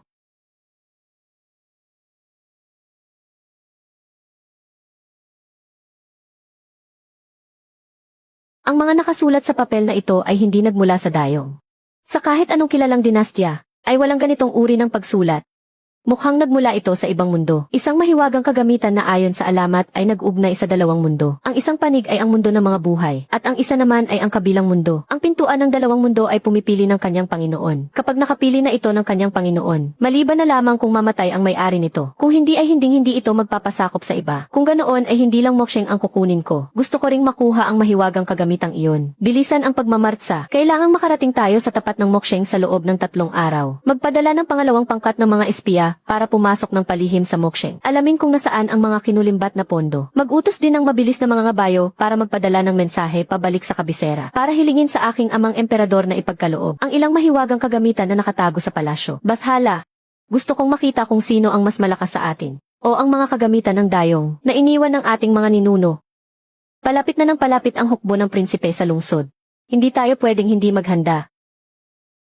Dito gaganapin ang huling labanan. At hayaan nating ang lugar na ito ang maging libingan ng prinsipe.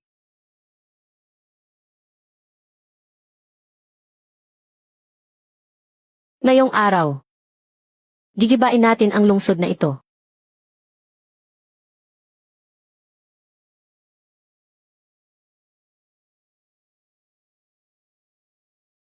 Umatake ng harapan ang mahal na prinsipe. Hindi maaari. Masyadong malayo ang naaabot ng kanilang mga pana. Buong hukbo gumamit ng mga tablang kahoy at yero. Dahan-dahang sumulong gamit ang mga panangga.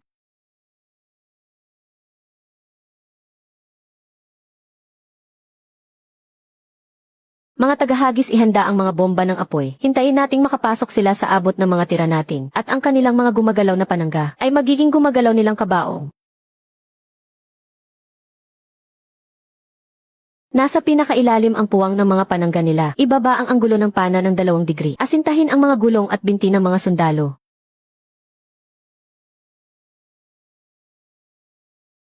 Paganahin ang mahika.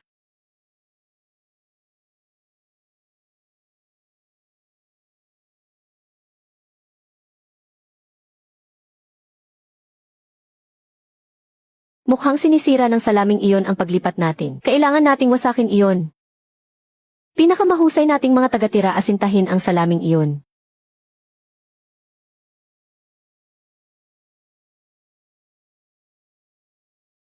Hayaan nyo silang lumapit.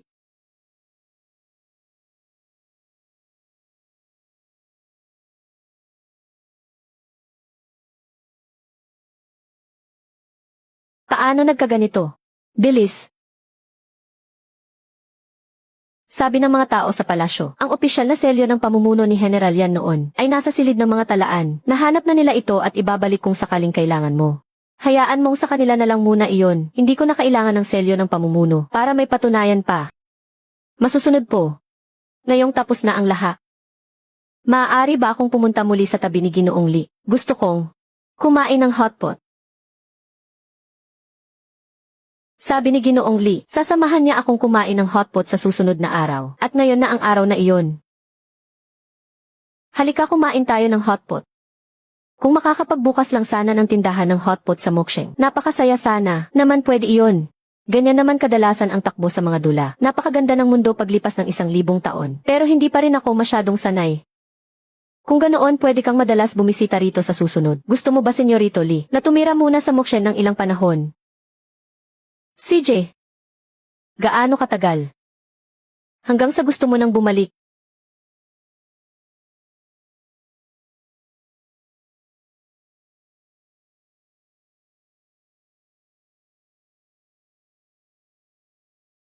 Maraming salamat po, mahal na Diyos. Huwag mo akong tawaging Diyos. Tawagin mo na lang akong Limo. Maraming salamat, Limo, dahil dinalhan mo ng tagsibol ang Mokshen. Walang anuman. Paglipas man ng 1,000 taon, tagsibol pa rin dito.